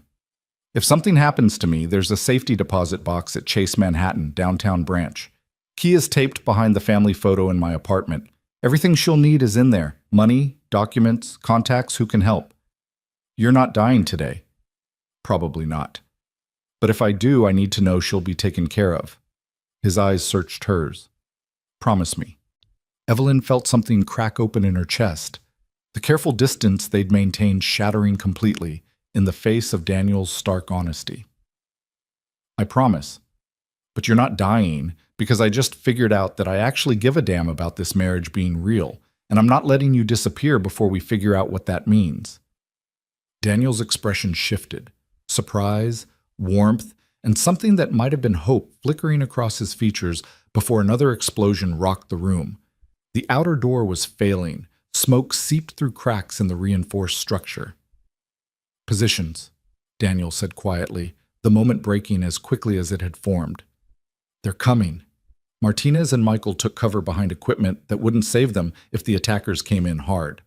Marsh clutched his portable drive and pressed himself into the corner. Evelyn moved to where Daniel had indicated, her weapon ready even though she knew she was hopelessly outmatched if it came to actual combat. The final explosion was deafening. The door buckled, smoke and fire washing through the opening. Daniel moved before the debris settled, his weapon tracking targets Evelyn couldn't even see through the chaos. Gunfire erupted, sharp, controlled bursts that spoke of training and experience. Someone screamed, bodies fell. Daniel moved like liquid shadow through the smoke, each shot precise and economical. But there were too many. For every attacker that went down, another pushed forward. They were being overrun despite Daniel's tactical excellence. Then something changed. New gunfire, different sound, different cadence. The attackers suddenly found themselves caught between Daniel's position and someone else firing from the corridor. Evelyn heard someone shout tactical orders in clipped military speak, and the assault faltered, then broke completely. When the smoke cleared, Daniel stood in the ruined doorway, his weapon still raised, facing a woman in tactical gear who matched him move for move in a frozen standoff. "Stand down, Ghost," the woman said, her voice cool and professional. "We're friendlies." "Prove it." She lowered her weapon fractionally and pulled something from her vest. A badge, official and legitimate. "Call sign Phoenix, sent by Colonel Ashford. You requested extraction 15 minutes ago. We're here." Daniel lowered his weapon slowly, tension draining from his shoulders. "Took you long enough." Traffic was hell. Phoenix looked past him to where Evelyn stood, taking in the scene with quick assessment. "This the asset?" "She's not an asset, she's my wife." Daniel's voice carried an edge of warning. "And she doesn't leave my sight. That's non-negotiable." Phoenix's eyebrow raised slightly. "Seems like the lines got blurry, Ghost. That could be a problem." "Then it's my problem to manage." Daniel turned to Evelyn. "Phoenix and her team are going to secure this location. We're getting out before whoever's left of the assault team regroups." Evelyn looked at the bodies scattered in the corridor, the destruction, the blood. Then she looked at Daniel, the man she'd married on a whim, who'd just fought through a building full of killers to protect her and the secrets her father left behind. "Who are you?" she asked for the second time that night. Daniel met her eyes, and in them she saw exhaustion, regret, and something like resignation. "Former Special Operations Commander Daniel Park, retired from a unit you've never heard of that handles problems the government can't officially acknowledge. I spent 15 years hunting threats in places that don't exist, eliminating targets who'd never see trial. I was the best at what I did, and what I did has more blood on it than I'll ever wash away. The truth, finally, complete and unvarnished." "And now?" Evelyn asked softly. "Now I'm just a man trying to protect the people he cares about, starting with you." Daniel extended his hand. "Come on. We need to move before this gets worse." Evelyn took his hand, felt the calluses and strength and steadiness of it, and let him lead her out of the shattered safe room into whatever came next. Behind them, Phoenix directed her team through cleanup operations with military efficiency. The building would be secured. The bodies would disappear. Official reports would tell whatever story needed to be told to keep the truth buried. But the truth had a way of surfacing anyway. And as Daniel and Evelyn emerged into the Manhattan night, police lights painting everything in alternating colors of red and blue, both of them knew the same thing without having to say it aloud. The mask had fallen. The lies were over. And whatever happened next would be built on the foundation of who they actually were, not who they'd pretended to be for 3 months of careful distance. The question was whether that foundation could bear the weight of everything that was still coming, the enemies still circling, the secrets still hiding in Ghost Protocol files, and the increasingly real feelings developing between two people who'd started this as nothing but a convenient arrangement. The storm had broken. Now they just had to survive it. The safe house was 30 miles outside Manhattan, buried in the kind of suburban anonymity that made it perfect for hiding people who needed to disappear. Phoenix's team had swept them out of Hart Technologies before NYPD could ask questions that had no good answers, loading them into unmarked vehicles that melted into city traffic like they'd never existed. Evelyn sat in the safe house's kitchen at 4 in the morning, watching Daniel clean weapons at the table with the mechanical efficiency of someone who'd done it 10,000 times. Dr. Marsh was asleep upstairs, sedated by a medic who'd appeared and vanished without introduction. Michael Chen had been taken to a private hospital, not the kind that asked questions about gunshot wounds. "You should rest," Daniel said without looking up from the disassembled pistol in front of him. "You've been running on adrenaline for 6 hours. When it crashes, you'll crash hard." "Can't sleep. Every time I close my eyes, I see those men storming the building. See you moving through them like—" She stopped, unsure how to finish the sentence. "Like a killer?" Daniel's voice was flat. "That's what I was trained to be. What I was very good at being." "That's not what I was going to say." Evelyn wrapped her hands around a coffee mug that had gone cold an hour ago. "I was going to say, like someone who'd done it so many times, it was muscle memory. And that's almost more frightening than the violence itself." Daniel finally looked up, his dark eyes unreadable. "You want me to apologize for keeping you alive?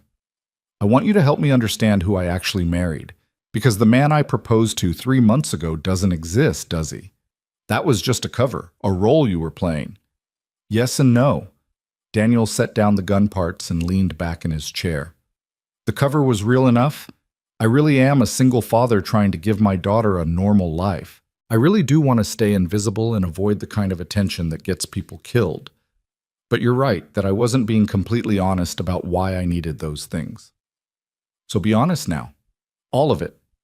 No more operational security or classified restrictions. If we're going to survive what's coming, I need to know exactly who I'm dealing with." Daniel was silent for a long moment, his fingers drumming on the table in a rhythm that might have been nervous energy or tactical calculation. Finally, he began to speak, his voice low and measured. "I joined the military at 18, Special Forces at 22. By 25, I was being recruited for a unit that doesn't have an official name or designation. We handled situations where plausible deniability was more important than success metrics, targeted eliminations, intelligence gathering in hostile territories, operations that would start wars if they ever came to light." He paused. "I was good at it. Too good. I could get into places no one else could reach, eliminate targets no one else could touch, and disappear before anyone knew I'd been there. They called me Ghost because that's what I was. A phantom that enemy combatants whispered about but could never prove existed." Evelyn felt cold despite the safe house's heating. "How many people did you kill?" "I stopped counting after 50. By the time I retired, the number was well into triple digits." He said it without inflection, but she could see the weight of it in his posture. Most of them were legitimate threats. Terrorists planning attacks, arms dealers selling weapons to groups that would use them on civilians, but some, his jaw tightened. Some were targets I was told were threats, but later turned out to be inconvenient witnesses or political obstacles. By the time I figured that out, I'd already pulled the trigger. That's when you tried to get out. That's when I started asking questions I wasn't supposed to ask. And one of those questions led me to your father's company, to Project Sentinel and the technology he was building. I was assigned to provide security consultation, but really I was there to assess whether Hart Technologies was a threat to national security or a valuable asset worth protecting. And what did you conclude? Daniel's smile was bitter. I concluded that your father was a genius who'd created something so dangerous that multiple governments wanted it, and none of them could be trusted with it. The AI surveillance systems, the autonomous targeting protocols, the global reach, put together, Sentinel was basically a god machine that could track, analyze, and eliminate any target anywhere in the world. And your father was selling access to the highest bidder. So you tried to shut it down. I tried to report it through proper channels, filed classified reports with my commanding officers, went up the chain of command as far as I could go. Daniel's expression hardened. And then people started dying. My unit commander, 2 analysts who'd helped me compile evidence, a congressional staffer who was asking questions about Hart Technologies contracts, all of them, officially, accidents or natural causes. But I knew better. You realized the operation went higher than you thought.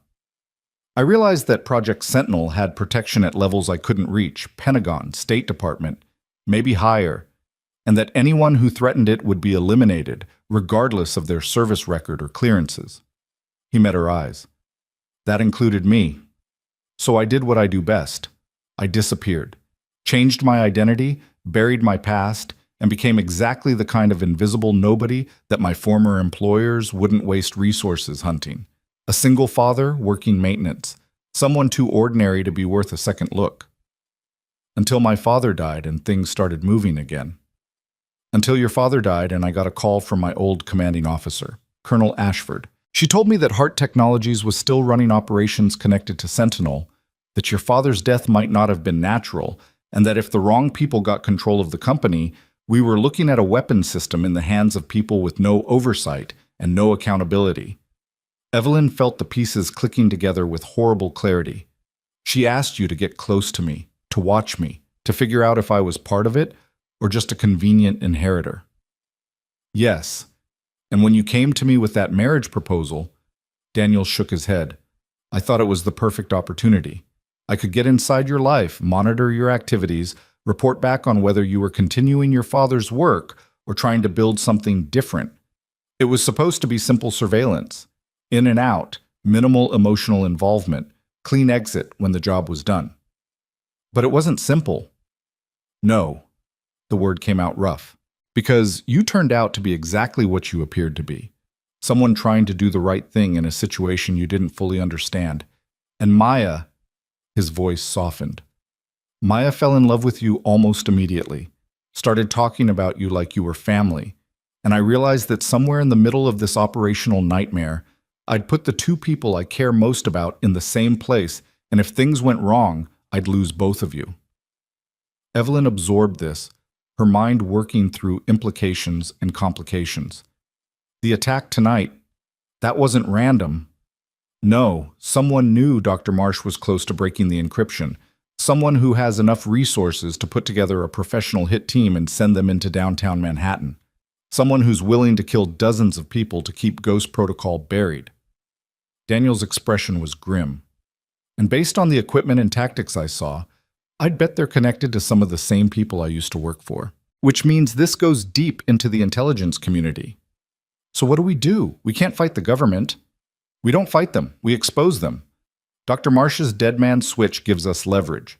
If they kill us, the files go public and everyone goes down.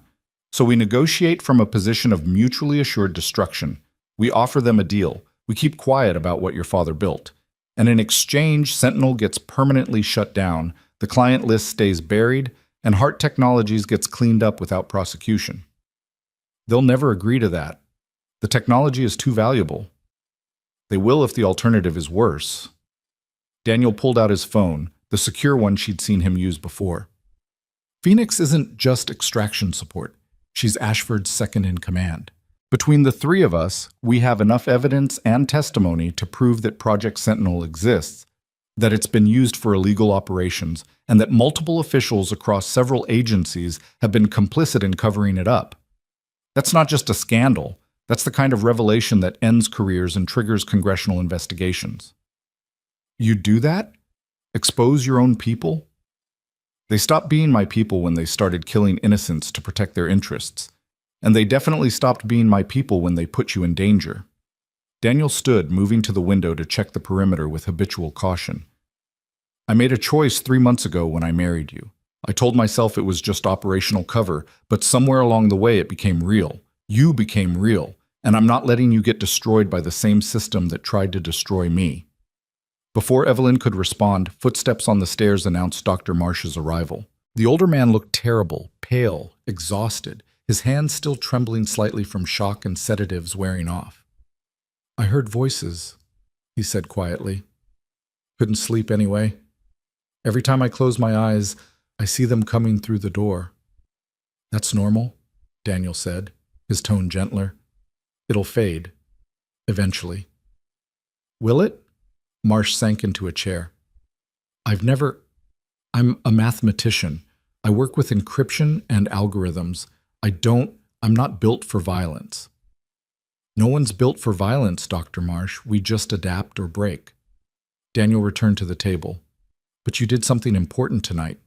You broke encryption that was supposed to be unbreakable. You got us leverage that might be the only thing keeping us alive. That took courage. Or stupidity. I'm still not sure which.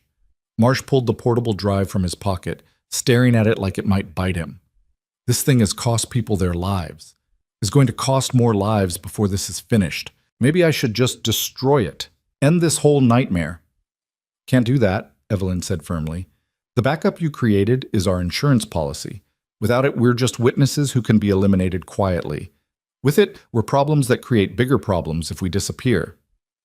She's right, Daniel agreed. The question is what we do with the information. We could go public, leak it to journalists, trigger investigations, bring down everyone involved. But that destroys Hart Technologies and probably ruins your life in the process. Or we use it as leverage to force a negotiated settlement.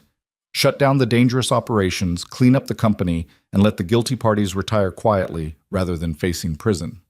That's not justice, Evelyn said. No, it's pragmatism. Justice would be satisfying but ultimately counterproductive. Half the names on that client list are people running countries we depend on for security cooperation. Foreign intelligence services that share information that saves American lives. Defense contractors who build equipment our military needs. Bringing them all down doesn't make the world safer. It just creates chaos that someone worse fills. Evelyn wanted to argue, wanted to insist that exposure and accountability mattered more than stability. But she'd spent enough time running a defense contractor to know that Daniel was probably right. The world ran on compromises and gray areas, not clear moral lines.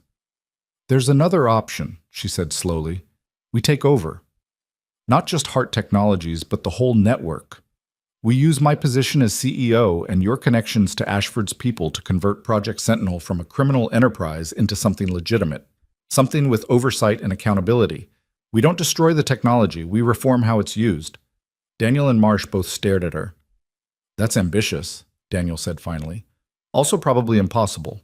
Why? The infrastructure exists, the technology works. The problem isn't the tool, it's how it's being controlled and who benefits from it. What if we changed that? Made it transparent, put it under independent review boards, used it to protect people instead of just protecting interests? You're talking about reforming a system that's been corrupt for decades, that has buy-in from some of the most powerful people in government and industry. Daniel's tone was skeptical, but not dismissive. They won't let you just walk in and take over. They will if the alternative is exposure and prosecution. We make them an offer, cooperate with the reform, accept the new oversight structures, or we release everything and let the investigations begin. Some will fight, some will probably try to kill us. But enough will see the pragmatic choice and take it. Marsh was nodding slowly. It could work. If you had the right legal framework, the right political cover, He stopped. You'd need congressional support. Senate Intelligence Committee, at minimum. Someone with enough clout to provide air cover when the pushback starts. I know someone, Daniel said quietly. Senator Morrison. She's been trying to reform intelligence oversight for years but never had enough evidence to push past institutional resistance. Give her ghost protocol files and a plan for legitimate reform, and she'd probably back it. Especially if it means putting her name on something that makes headlines for the right reasons instead of the usual partisan nonsense. So we have leverage, we have a plan, and we potentially have political support. Evelyn felt something like hope stirring beneath the exhaustion. What we don't have is time. Whoever ordered that attack isn't going to wait patiently while we organize a reform movement. They'll come at us again, harder and with more resources. Which is why we move first. Daniel pulled out his phone. I call Ashford. We set up a meeting with everyone who needs to be in the room. Her, Morrison, whatever DoD officials we can trust. We lay out what we know, what we have, and what we're offering. And we do it in the next 48 hours before our enemies have time to regroup. That's a very tight timeline. Tight timelines are how you win. Keep moving. Keep your enemies reactive. Don't give them time to organize proper resistance. Daniel looked at her seriously. But Evelyn, you need to understand what you're signing up for here. If we do this, you're not just cleaning up your father's company. You're declaring war on some of the most dangerous people in the world. They'll come after you personally. They'll dig into every aspect of your life looking for leverage, and they absolutely will try to kill you if they think they can get away with it. They already tried that tonight. Didn't work out well for them. Tonight was a tactical assault by hired professionals. What comes next will be subtler: character assassination, legal challenges, accidents that look like accidents. His jaw tightened. They'll go after Maya, use her as leverage against me, use me as leverage against you. Then we protect each other. That's what partners do. Evelyn stood, moving to where Daniel sat. You've been protecting me since before I knew you were protecting me. Now it's time for me to step up. This is my company, my responsibility, my father's mess to clean up. And I'm not doing it alone anymore. I'm doing it with you. Daniel looked up at her, and something shifted in his expression, the careful control slipping enough to show vulnerability beneath. You realize this means our marriage stops being fake. If we're partners in this, if we're facing these threats together, we can't maintain the distance we've been keeping. We'll need to actually trust each other, actually depend on each other. I know. Evelyn reached out, her hand finding his. And somewhere in the last 6 hours, I realized I already do trust you. Maybe that's stupid. Maybe I'm being naive. But when you stood between me and armed killers, when you laid out everything you'd done and who you'd been without flinching, when you talked about protecting Maya like she was the only thing that mattered, I saw who you really are. Not the cover identity, not the operational ghost, but the actual person underneath. And I trust that person. Daniel's fingers tightened around hers. I spent 15 years learning not to feel too much, not to get attached, not to let emotions compromise operational effectiveness. But you, he stopped, seeming to struggle for words. You got past all of that. You and Maya both.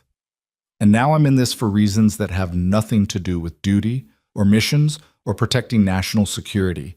I'm in this because I can't imagine walking away from you, either of you. The admission hung between them, raw and honest. Marsh cleared his throat awkwardly. I'll just go check on... I'll be upstairs. He fled, leaving them alone in the safe house kitchen as dawn started painting the windows in shades of gray and gold. Evelyn remained standing close to Daniel, their hands still linked, the careful walls they'd built over 3 months crumbling in the face of shared danger and hard truths. So what do we do now? She asked softly. Now we call Ashford, set up the meeting, start putting together the case for reform instead of exposure.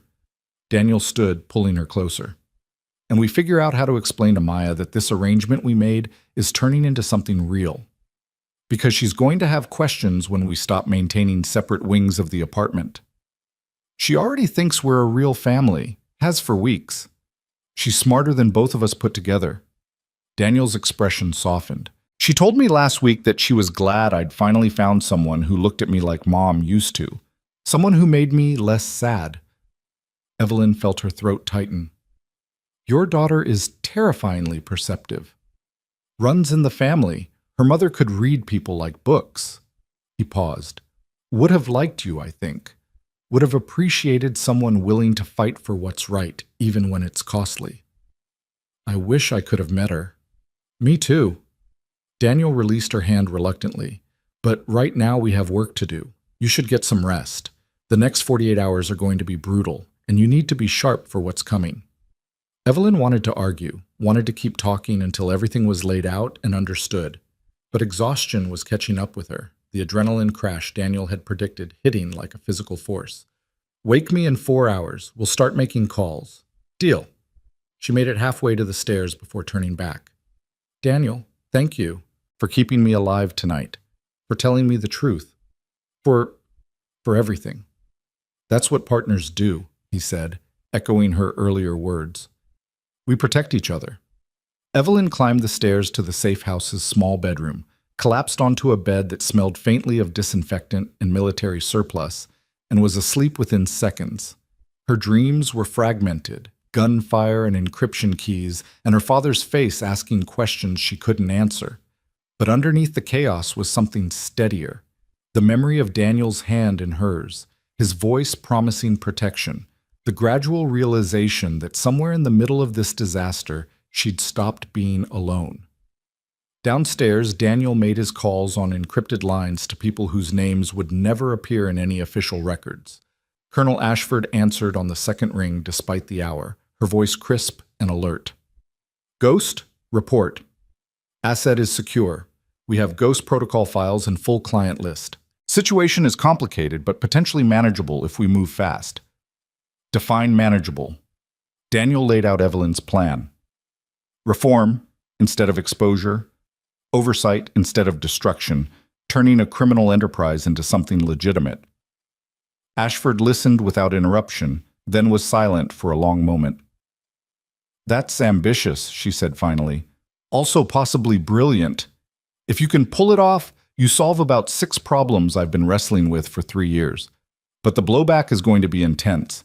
The people you're threatening have long reach and no sense of humor about losing power. I know.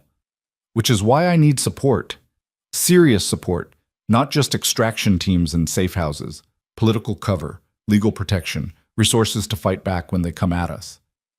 I can give you some of that, not all, but enough to make you a harder target, and I'll make some calls. Morrison will listen if I frame it right. Maybe some others. Another pause. Ghost, I have to ask, are you compromised? Your report suggested you were maintaining operational distance. But this sounds personal. It is personal. The asset, Evelyn. She's not just an asset anymore. She's my wife. Actually, my wife, not just cover. And I'm not letting her get destroyed by the same people who tried to destroy me. That's what I was afraid of. Ashford's sigh came through clearly. All right, I'll back your play.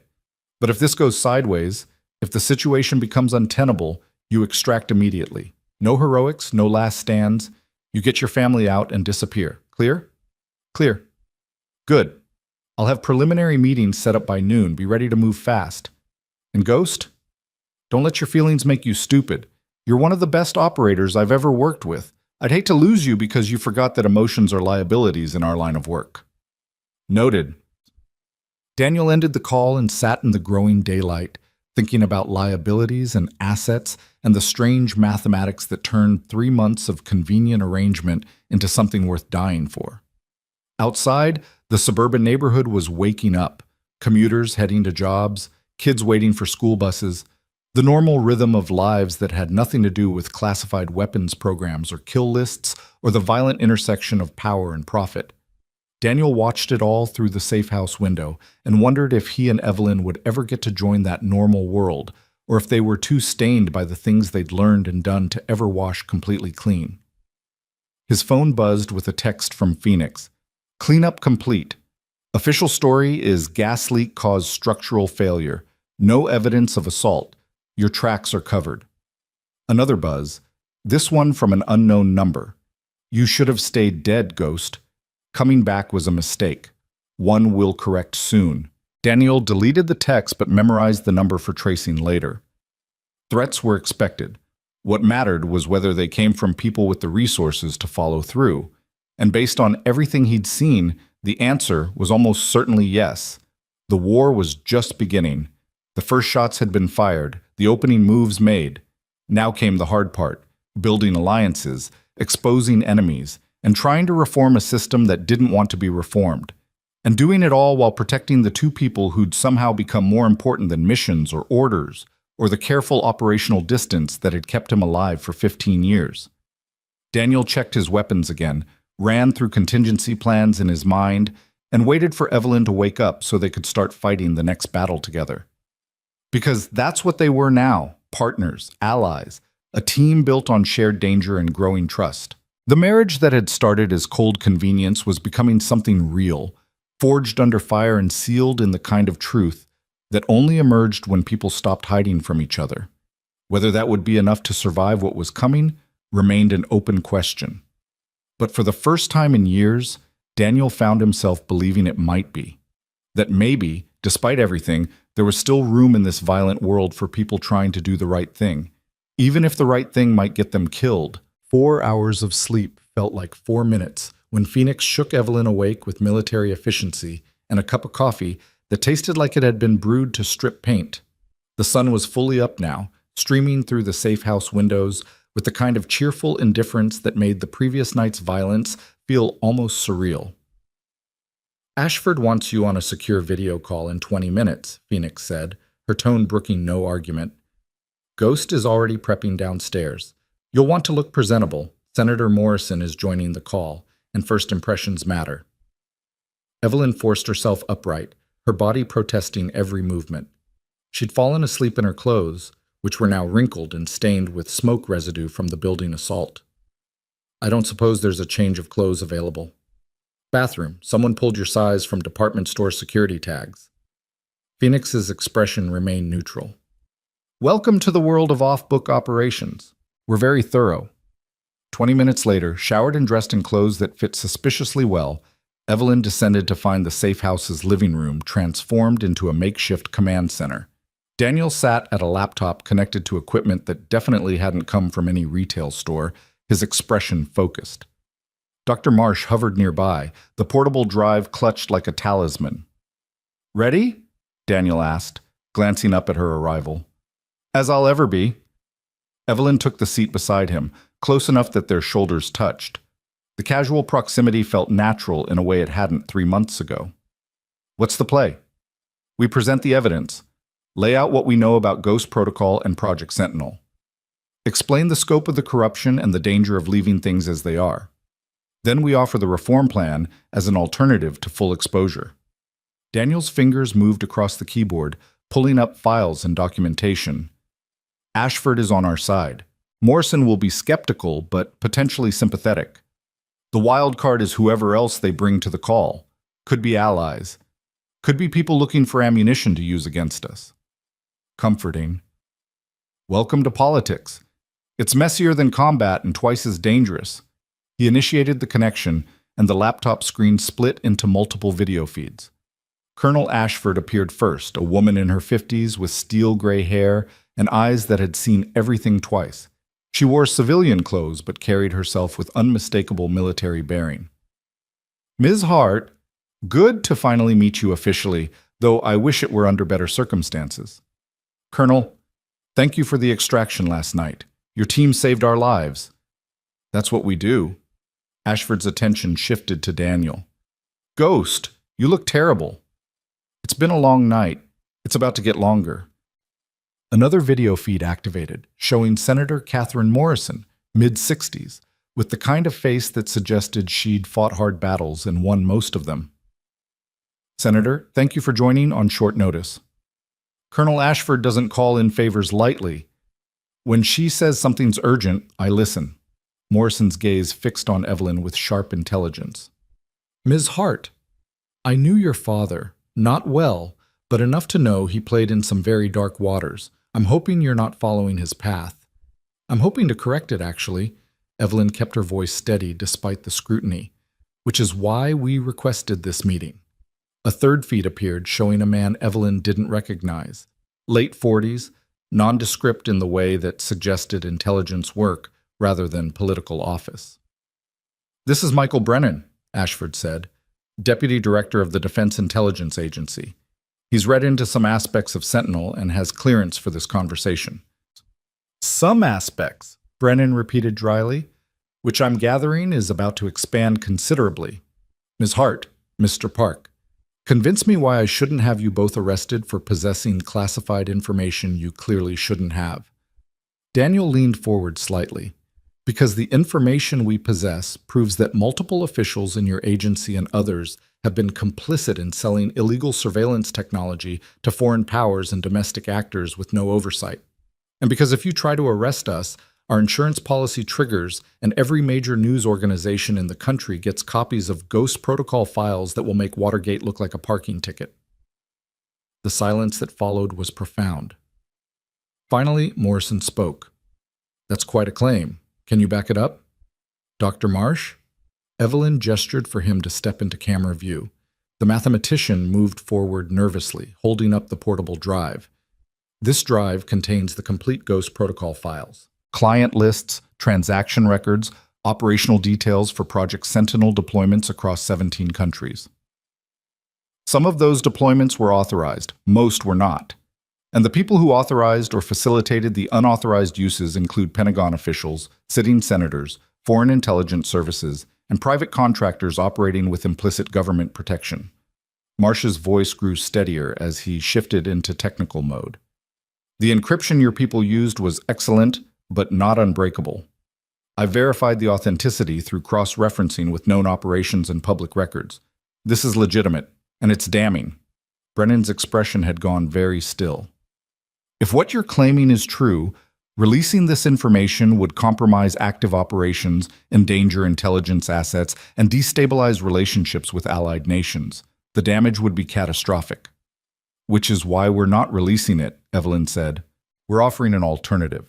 Reform instead of exposure. Accountability instead of scandal. A chance to turn Project Sentinel from a criminal enterprise into something legitimate and properly overseen. Explain, Morrison commanded. Evelyn took a breath and launched into the pitch she and Daniel had refined over the past few hours. Hart Technologies would be restructured under independent oversight. Project Sentinel would be brought into the light with congressional review and constitutional safeguards. The client list would be used to negotiate shutdowns of illegal operations and repatriation of compromised systems. Those who cooperated would face internal discipline rather than prosecution. Those who resisted would be exposed. You're asking for amnesty, Brennan said flatly. For people who've committed treason.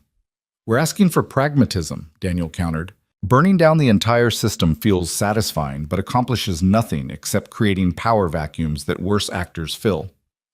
We've all seen what happens when intelligence networks collapse without managed transitions. This gives you a controlled demolition instead of an explosion. And what do you get out of this? Morrison asked, her eyes on Evelyn. Besides keeping your company intact? A chance to build something my father should have built. A defense contractor that actually defends rather than exploits. Technology that protects people instead of just protecting profits. Evelyn met the senator's gaze steadily. I inherited a nightmare, Senator. I'm trying to turn it into something I can live with. Something my daughter... She stopped, the words slipping out before she could catch it. Daniel's hand found hers under the table, a brief pressure of support. Our daughter, he corrected quietly. Maya deserves to grow up in a world where her parents did the right thing, even when it was hard. Morrison's expression shifted slightly, not softening exactly, but recalculating. You two are actually together, not just operational cover. Started as cover, Daniel admitted. Became real somewhere along the way. Turns out fighting for survival together builds the kind of trust you can't fake. Ashford was nodding slowly. I've reviewed Ghost's reports over the past 3 months, watched the relationship develop from tactical positioning to actual partnership. It's complicated things operationally, but it also means Ms. Hart has someone with serious tactical experience protecting her interests. That's not insignificant given the enemies she's about to make. About those enemies, Brennan interjected. You're proposing reform that would expose some very powerful people to very uncomfortable questions. They won't go quietly. They'll fight back with every resource available. Legal challenges. Media campaigns. And if those fail, more direct methods. Are you prepared for that level of sustained opposition? We survived last night, Evelyn said. We'll survive what comes next. Last night was reconnaissance in force. A probe to test your defenses and see what you know. What comes next will be coordinated, well-funded, and absolutely ruthless. Brennan's tone was matter-of-fact. I've seen good people destroyed by the kind of forces you're threatening. Careers ended, reputations ruined, families torn apart. You sure you want this fight? Evelyn thought about her father's legacy, the brilliant man who'd built an empire on moral compromises that eventually consumed him. Thought about Daniel's 15 years serving a system that had tried to kill him when he questioned its ethics. Thought about Maya asking when Evelyn would read to her again, innocent and trusting in a world that was neither. Yes, she said firmly, I'm sure. Morrison exchanged glances with Ashford and Brennan, some unspoken communication passing between them. Finally, the senator spoke. All right, here's what I can offer. Congressional cover through the Intelligence Committee. I'll position this as a voluntary reform initiative by Hart Technologies in cooperation with oversight bodies. That gives you political protection and makes it harder for your enemies to move against you openly. In exchange, you provide complete cooperation with investigators, full transparency on Sentinel's capabilities and deployments, and you accept whatever organizational changes we deem necessary to ensure proper oversight going forward. And the client list? Evelyn asked. The evidence of illegal operations? Gets used strategically. We approach the worst offenders quietly, give them a chance to cooperate and wind down their operations. Those who refuse get exposed through carefully managed leaks that don't compromise legitimate national security interests. It's not perfect justice, but it's the kind of justice that actually accomplishes something. Brennan leaned forward. I'll coordinate with DoD and other agencies to identify which Sentinel operations are legitimate and which need to be terminated. We'll need to move carefully. Some of these systems are deeply embedded in security architectures that can't be disrupted without creating vulnerabilities. But if you're genuinely offering transparency and cooperation, we can make it work. There's one more thing, Daniel said. Protection for Dr. Marsh. He broke the encryption, he knows what's in the files, and he set up a dead man's switch that releases everything if something happens to him. He needs to be under official protection, with guarantees that he won't become a convenient loose end. Agreed, Ashford said. Dr. Marsh will be placed in protective custody under my authority. His expertise will be valuable for the decryption and analysis process anyway. Consider him officially retained as a consultant. Marsh looked simultaneously relieved and terrified. Does that mean I can go home eventually? Eventually, Ashford said. After we're sure the people who tried to kill you last night have been neutralized or convinced that you're more valuable alive than dead, give it a few weeks. A few weeks? Marsh sighed but nodded. Better than a few decades in witness protection, I suppose. Morrison checked something off screen, then looked back at the camera. I'm going to need you in Washington by tomorrow afternoon, Ms. Hart. Closed session with the Intelligence Committee. Bring documentation, bring evidence, and be prepared for some very hostile questions from members whose donors are probably on your father's client list. It won't be pleasant. I'll be there. Bring your husband, too. If half of what Colonel Ashford tells me about his background is true, his testimony about Sentinel's operational capabilities will be valuable. Plus, it'll be harder for certain people to dismiss your claims if you've got a decorated special operations veteran backing your story. Daniel's jaw tightened. I was never officially decorated. My service doesn't exist in any public records. Then it's a good thing I have access to non-public records. Morrison's smile was thin. Don't worry, Commander Park. I'm not going to expose your identity, but I'm going to use your credibility where it matters. You wanted to do the right thing. This is what the right thing looks like in Washington. It's messy and political and requires more compromise than anyone's comfortable with. Understood. Brennan spoke up again. One more thing. There's going to be immediate blowback from this call. The people we're discussing have sophisticated monitoring capabilities. They'll know something's happening even if they don't know the specific details yet. I'd recommend you stay in protective custody until the congressional testimony. After that, public exposure becomes your shield. Harder to eliminate witnesses who've already testified before Congress. We need to get Maya first, Evelyn said, looking at Daniel. She's with a neighbor in our building. I'm not leaving her exposed while we're in hiding. Phoenix can handle the extraction, Ashford said. She's good at making people disappear when necessary. Your daughter will be brought to a secure location where you can see her, and then we'll move all of you to a better facility near Washington for the duration. Daniel was already shaking his head. I go with Phoenix. Maya doesn't know her, won't trust a stranger. If you want this to go smoothly, I need to be there. That's a tactical risk, Ashford said. If they're watching your apartment, they're definitely watching our apartment, which is why we don't go in through the front door. Daniel pulled up building schematics on the laptop, pointing out details with practiced efficiency. Service entrance here, maintenance access to the apartments from internal corridors. We go in fast, grab Maya from Mrs. Chen's place, and out through the parking garage before anyone realizes we're there. 30 minutes, maybe less. Phoenix's voice came from across the room where she'd been monitoring the conversation. I can work with that, but if it goes sideways, we extract hard and don't look back. Agreed. Morrison cleared her throat, drawing attention back to the screen. While you're collecting your daughter and preparing for Washington, I'll start having conversations with people who need to know this is coming. Prepare them for the scope of what we're discussing. It'll soften the impact when you testify and reduce the likelihood of panic-driven responses. Thank you, Senator. Don't thank me yet. This is going to get worse before it gets better. The people you're threatening built their power on secrets and leverage. They're not going to surrender that power gracefully. Morrison's expression was serious. But you're doing the right thing. Your father should have done this years ago. Maybe if he had, he'd still be alive. The implication hung in the air that Raymond Hart's death hadn't been the random heart attack the official reports claimed. Evelyn had suspected as much for months, but having it confirmed by a U.S. senator made it real in a new and terrible way. "Did you know," she asked quietly, "that my father's death wasn't natural?" Morrison hesitated, then nodded slowly. "I suspected. The timing was too convenient, coming right when he was starting to have doubts about some of his clients. But I couldn't prove anything, and by the time I might have been able to investigate, you'd inherited and the whole situation was in flux. I'm sorry, I should have pushed harder. You're pushing now. That's what matters."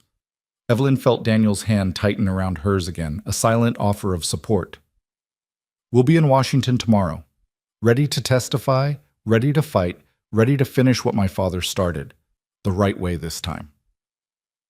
The video call ended with promises of coordination and warnings about security. When the screens went dark, Evelyn sat back in her chair and released a breath she hadn't realized she'd been holding. "That went better than I expected," Dr. Marsh said from his corner. "They believed us. They believed us because the evidence is irrefutable, and because exposure would damage them almost as much as it would damage the people we're targeting," Daniel corrected. "Don't mistake pragmatic alliance for trust. We're useful right now. That can change quickly if circumstances shift." "You're very cynical for someone who just helped negotiate a deal to reform government corruption." "I'm realistic. There's a difference." Daniel stood, stretching muscles that had been still for too long. "Phoenix, how fast can we move on the extraction?" "Give me 2 hours to scout the building and confirm approach vectors. Then we go." Phoenix was already gathering gear with efficient purpose. "Ashford's sending additional support. 2 more operators to provide perimeter security while we're inside. We'll be in and out before anyone knows we're there." "Maya's going to have questions," Evelyn said quietly, "about why we're suddenly moving her, why strangers are involved, what's happening." Daniel's expression softened. "I'll explain what I can in terms she'll understand. She's used to moving quickly when I tell her it's necessary. She trusts me." "She trusts us," Evelyn corrected. "She told me last week that she was glad I married you because it meant she got a mom again. She's going to expect us to act like actual parents, not convenient partners." "Then that's what we'll be." Daniel moved to stand in front of her, his hands finding her shoulders. "I know this isn't how either of us planned this marriage to go. I know we're being forced into something real by circumstances rather than choice. But Maya deserves parents who actually care about each other, who actually want to be together. Can you do that? Can you commit to this being real, not just for the testimony or the political cover, but because it's what we actually want?" Evelyn looked up at him, seeing past the tactical operator and careful ghost to the man underneath. The father who read bedtime stories, the husband who'd stood between her and bullets, the partner who'd trusted her with truths that could destroy him. Somewhere in 3 months of careful distance and forced proximity, he'd become essential, not convenient. Essential. "Yes," she said simply. "I can commit to that. I want to commit to that." Daniel's smile was rare and genuine. "Good, because I was really hoping you'd say that." He kissed her then, not dramatically, not with the desperate intensity of people who thought they might die tomorrow, but with the steady certainty of people who decided to build something permanent. It was a promise and a commitment and an acknowledgement that whatever happened next, they were facing it together. When they broke apart, Phoenix was pointedly studying the ceiling while Dr. Marsh looked anywhere but at them. "If you're quite finished," Phoenix said dryly, "we have an extraction to plan in approximately 8 hours before people start wondering where you disappeared to." The extraction went smoothly because Daniel had planned it with the kind of meticulous attention to detail that came from 15 years of operations where mistakes meant death. They entered through the service access, moved through maintenance corridors that bypassed security cameras, and reached Mrs. Chen's apartment without encountering resistance. Maya was watching cartoons when they arrived, safe and oblivious to the danger that had been circling around her. When she saw Daniel, she launched herself at him with the enthusiasm of a 6-year-old who hadn't seen her father in nearly 24 hours. "Daddy, where were you? Mrs. Chen said you had work, but you're never gone this long and I was getting worried and—" She stopped mid-sentence as she noticed Evelyn behind him. "Evelyn, did you and Daddy have an adventure without me?" "Something like that," Evelyn said, kneeling to Maya's level. "We need to go on another adventure now. Somewhere safe where we can all be together. Does that sound okay?" Maya's eyes lit up. "Like a vacation? Can we go to the beach?" "I've never been to the beach." "Not quite a beach. More like a secure facility in Virginia. But there will be time for beaches later, I promise." Daniel was already gathering Maya's essentials. Her favorite stuffed animal, the book they'd been reading, clothes for a few days. "But right now, we need to move quickly. Can you be brave and quiet like we practiced?" Maya nodded seriously, understanding that when her father used that tone, arguing wasn't an option. "I can be so quiet, you won't even know I'm there." "That's my girl." They moved back through the corridors, Phoenix on point and Daniel carrying Maya with Evelyn close behind. The parking garage extraction point was clear, the vehicle waiting with engine running. They were loading in when Evelyn heard the sound, a car door opening somewhere in the garage's shadows, footsteps approaching with purposeful intent. "Contact," Phoenix said quietly, her weapon already tracking the source. "Don't engage unless fired upon." A figure emerged from between parked cars, Thomas Whitmore, looking significantly less polished than usual. His suit was rumpled, his expression desperate. "Evelyn?" "Thank God. I've been looking for you everywhere. We need to talk." Daniel shifted position, putting himself between Whitmore and Maya. "This isn't the time, Thomas." "There's no more time. Don't you understand? They know you have the files. They know you're planning to expose everything. And they've decided that if they can't stop you quietly, they'll do it loudly and blame it on corporate rivalry gone wrong." Thomas took a step closer, his hands raised in what might have been surrender or appeal. "I tried to warn you, tried to get you to back away from investigating your father's projects, but you wouldn't listen. And now you're here making dramatic speeches in parking garages," Evelyn finished coldly. "What do you want, Thomas?" "I want you to understand that I was trying to protect you. Your father, he brought me into the client network years ago, made me part of the distribution system for Sentinel Access. I didn't want to be involved, but the money was too good, and the threats were too real if I refused. And now they're going to kill everyone who knows too much, and that includes me unless I give them something valuable enough to buy my way out." The implication was clear. Thomas was offering to trade information for protection, to become a cooperating witness in exchange for immunity. It was the kind of pragmatic betrayal Evelyn would have expected from a board member who'd spent 30 years valuing profit over principle. "What information?" she asked. "The inner circle, the people at the top of the client list who actually control Sentinel's deployment.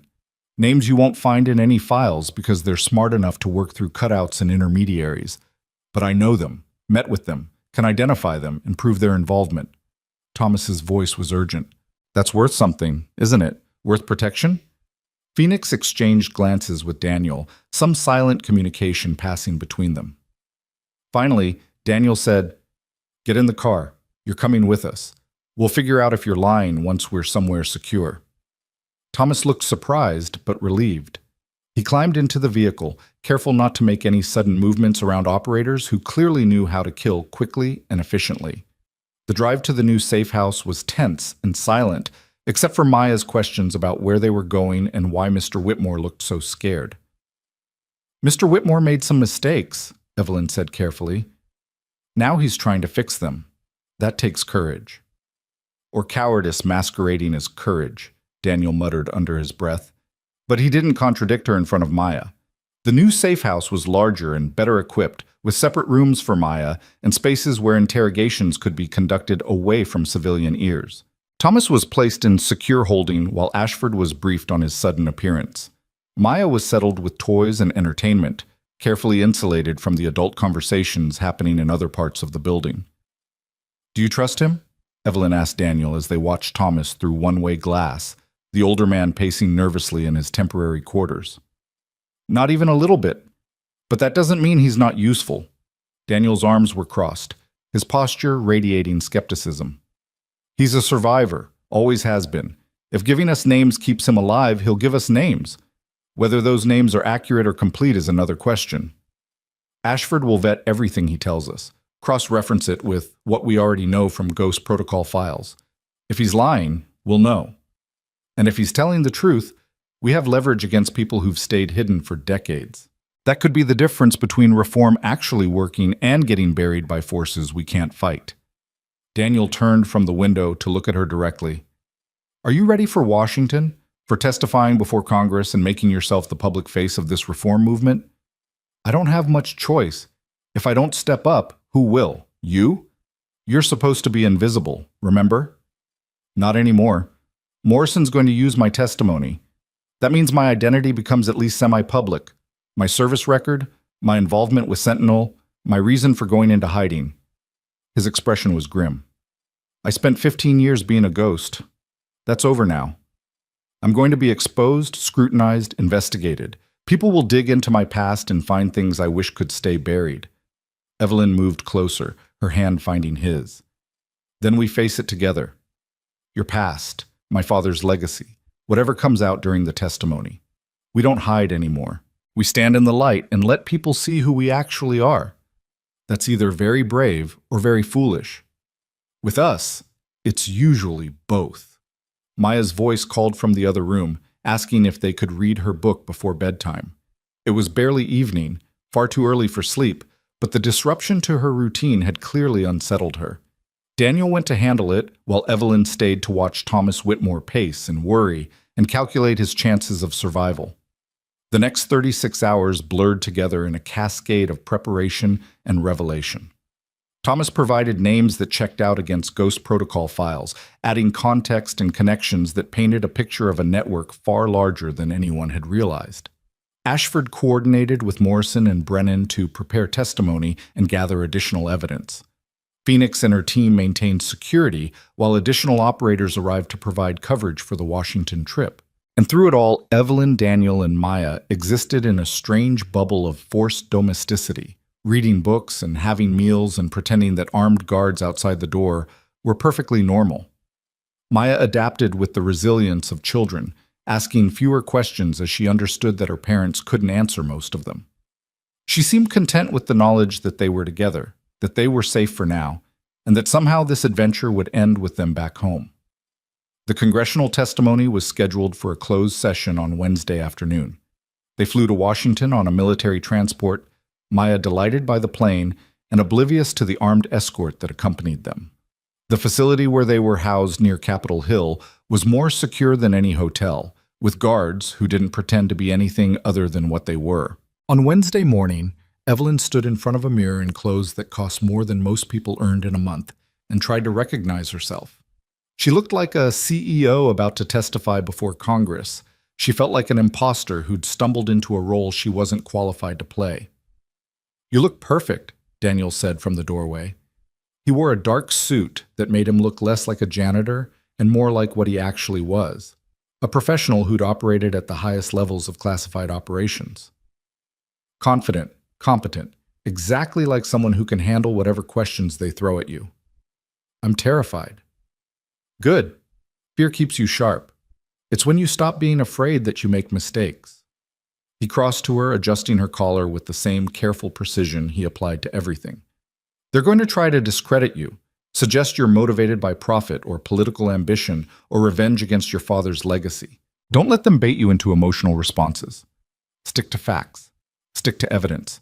And remember that Morrison is on our side, even when she has to play tough for appearances. What if I mess this up? What if I say something wrong and destroy our credibility? Then I step in and cover for you. That's what partners do." Daniel kissed her forehead gently. "You're not doing this alone, Evelyn. You never have to do this alone again." The congressional hearing room was smaller than Evelyn had imagined, with aged wood paneling and the kind of formal atmosphere that made every word feel weighted with significance. The Intelligence Committee members sat in a semicircle, their expressions ranging from curious to hostile. Senator Morrison presided from the center, her face carefully neutral. "Ms. Hart, Commander Park. Thank you for agreeing to testify before this committee in closed session. Morrison's voice carried authority that silenced the low conversations around the room. We're here today to discuss allegations regarding Hart Technologies' role in developing and distributing classified surveillance systems without proper oversight. Ms. Hart, you've provided documentation that suggests widespread corruption and illegal activity connected to Project Sentinel. Can you summarize those allegations for the committee? Evelyn took a breath and began. She laid out the evidence methodically: her father's involvement in building autonomous surveillance systems, the client list that included foreign powers and domestic actors, the complete lack of congressional oversight, the deaths of people who'd asked questions. She presented Ghost Protocol files, walked through financial transactions, and explained how the technology worked and why it was dangerous in unregulated hands. The questioning that followed was brutal. Senators whose campaigns had been funded by Hart Technologies executives grilled her about motives and accuracy. They suggested she was a disgruntled daughter trying to destroy her father's legacy. They questioned whether the evidence was fabricated or misinterpreted. Daniel's testimony was different, but equally intense. He spoke about his involvement with Sentinel's development, about operations he'd witnessed or participated in that used the technology for purposes that crossed legal and ethical lines. His military bearing and obvious expertise made him harder to dismiss than Evelyn, but they tried anyway, suggesting he was a disgraced operator with a grudge, someone whose clearances had been revoked for cause. It was Thomas Whitmore's testimony that finally shifted the room's atmosphere. The board member who'd spent decades enabling Raymond Hart's worst decisions laid out names and operations with the precise recall of someone who'd been taking notes in case he ever needed leverage. He identified senators who'd taken bribes, Pentagon officials who'd looked the other way, intelligence operatives who'd used Sentinel for personal vendettas rather than national security. The accusations hung in the air like grenades waiting to detonate. Several senators looked genuinely shocked. Others looked terrified that their own names might be on lists they hadn't seen yet. The careful facade of congressional dignity fractured as the scope of the corruption became undeniable. Morrison let the silence stretch before speaking. This committee will obviously need time to review all the evidence presented today, but based on preliminary examination, it appears that Ms. Hart's allegations have substantial merit. I'm recommending immediate investigation into all individuals and organizations named in the Ghost Protocol files, with a focus on determining which operations were properly authorized and which represent criminal activity that requires prosecution. With respect, Madam Chair, one of the more hostile senators interrupted. We're talking about exposing intelligence operations that are currently active and potentially compromising relationships with allied nations. The damage has already been done. Morrison cut him off sharply. What we're discussing now is how to mitigate that damage through managed reform, rather than letting it explode into public scandal that destroys the intelligence community's credibility entirely. Ms. Hart and Commander Park have offered us that option. I suggest we take it before someone less interested in reform decides to take this story to the Washington Post. The threat was clear and effective. After another hour of questioning and debate, the committee voted to accept the reform proposal with oversight provisions even stricter than what Evelyn had originally suggested. Hart Technologies would be restructured under independent review. Project Sentinel would be systematically dismantled with components either brought into proper oversight or destroyed entirely.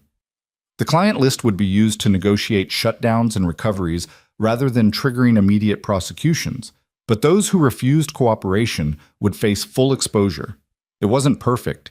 It wasn't the clean justice Evelyn had wanted when this started, but it was real progress toward something better than what her father had built. When they emerged from the hearing room 6 hours after entering, Evelyn felt like she'd been through combat. Daniel looked equally exhausted but satisfied in a way she hadn't seen before, like he'd finally finished a mission he'd been carrying for years. "We did it," she said quietly as they walked toward the secured transport that would take them back to their facility. "We did it," Daniel agreed. "Now comes the hard part." That was the hard part. That was the opening move. The hard part is actually implementing reform while dealing with pushback from everyone who benefits from the current system. He helped her into the vehicle, his hand lingering on hers. "But we have momentum now. Public testimony before Congress, even in closed session, creates a record that's hard to bury, and Morrison's backing gives us political cover to make real changes. Back at the facility, Maya was waiting with a drawing she'd made. Her family, as she saw it. Daniel and Evelyn holding hands with Maya in the middle, all of them smiling under a bright sun. It was the kind of simple, innocent art that 6-year-olds created without understanding how much it revealed about what they needed. "Do you like it?" Maya asked eagerly. "Mrs. Chen, the new Mrs. Chen, not our neighbor, said I should draw something happy because you've been doing hard grown-up work." "It's perfect," Evelyn said, kneeling to hug the little girl. "Absolutely perfect." That night, after Maya was asleep and the security teams had completed their rotations, Evelyn and Daniel sat on the facility's small balcony and watched Washington's lights spread beneath them. The city looked peaceful from this distance, hiding the power struggles and compromises and desperate deals that defined it.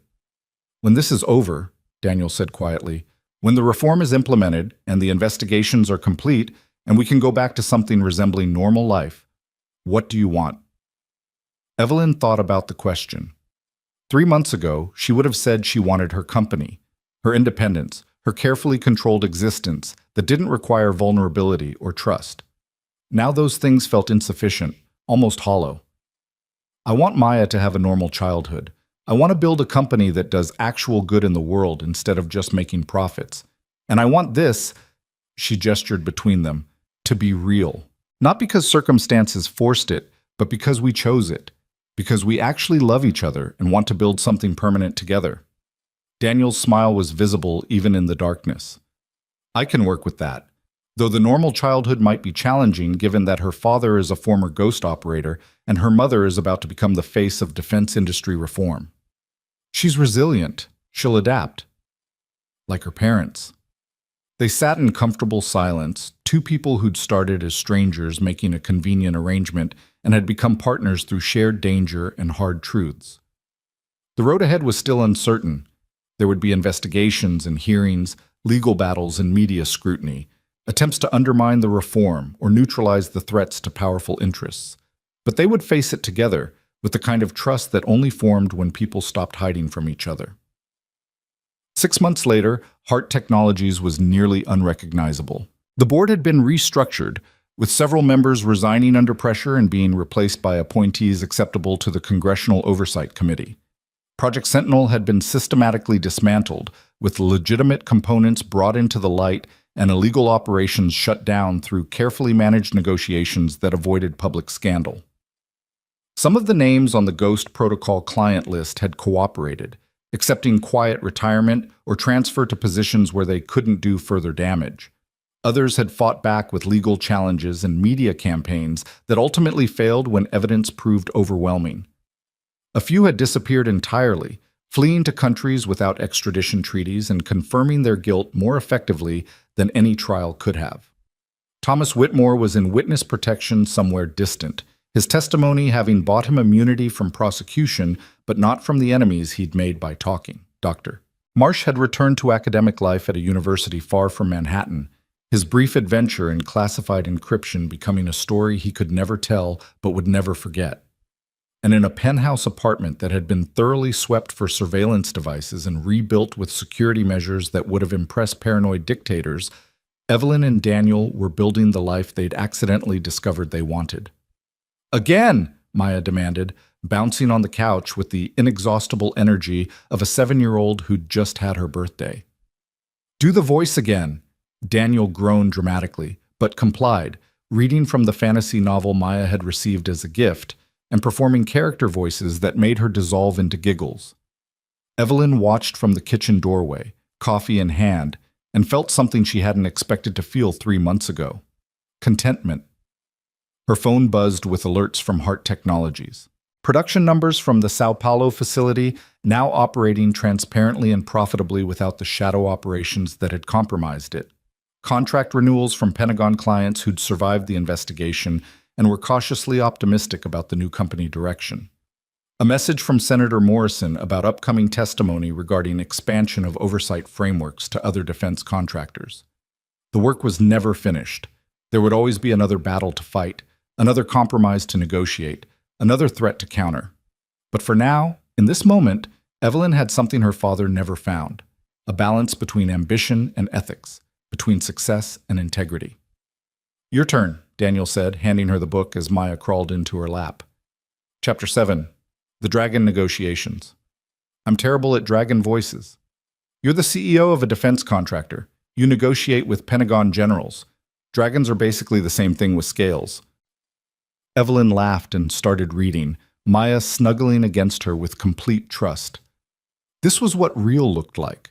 Not the careful distance of their first 3 months, not the operational partnership forged in crisis, but the messy, complicated, genuine family they'd built from a marriage that started as convenience and became choice. Outside, Manhattan glittered in the evening light. Somewhere in the city, Phoenix and her team maintained surveillance on threats that still circled but hadn't found openings to exploit. Somewhere in Washington, investigators were following leads from Ghost Protocol files to people who thought they'd never face consequences. Somewhere around the world, autonomous surveillance systems were being shut down, their dangerous capabilities destroyed or brought into proper oversight. The game continued. But the players had changed, and for the first time in years, the people trying to do the right thing had the power to actually accomplish something. Daniel joined them on the couch, his arm around Evelyn's shoulders, as she read about dragons and negotiations and heroes who won through cleverness rather than violence. Maya's eyes were already drooping, exhausted by birthday excitement and sugar consumption that exceeded recommended limits. "Love you," Maya mumbled sleepily. "Love you both." "Love you too, Bug," Daniel said softly. "Love you," Evelyn echoed, meaning it completely. When Maya finally fell asleep, they carried her to bed. A true bed in the actual bedroom, not the guest wing they'd maintained for show. The apartment had been reorganized months ago, the careful separation of spaces abandoned in favor of actual cohabitation. It was one bedroom they shared, one kitchen they cooked in together, one life they were building piece by piece. Later, as they prepared for sleep themselves, Evelyn looked at Daniel and asked the question that had been forming for weeks. "Do you ever miss it? The operations, the adrenaline, being Ghost instead of being Daniel Park, husband and father?" Daniel considered the question seriously. "Sometimes. Usually at 3 in the morning when I can't sleep and my brain runs through tactical scenarios for threats that don't exist anymore. But then I remember what that life cost me. Friends, relationships, any sense of stability or normalcy. And I look at what I have now, you, Maya, a chance to build something that lasts, and I know I made the right choice. Even though the choice was kind of forced by circumstances. The best choices usually are.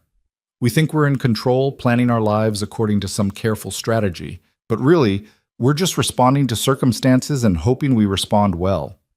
He pulled her closer. "I responded by marrying a CEO who turned out to be brilliant and stubborn and exactly the kind of partner I needed without knowing I needed one. I'd say that worked out pretty well." Evelyn smiled against his shoulder. "I responded by proposing marriage to a janitor who turned out to be a legendary special operations commander with a complicated past and a talent for protecting people he cares about. Also worked out well. We're very fortunate that our impulsive decisions happen to align with good outcomes. Or very good at adapting to circumstances and making the best of them. That too." They fell asleep tangled together in a bed that no longer felt temporary, in an apartment that had become home, in a life that had started as desperate convenience and become something neither of them wanted to lose. The storm had broken and passed. The enemies were defeated or neutralized. The company was reformed. The family was real. And somewhere in the middle of fighting for justice and surviving attempts to silence them, two people who'd married for all the wrong reasons had discovered all the right ones. The arrangement was over. The partnership remained. And the future, for the first time in either of their lives, looked bright enough to believe in.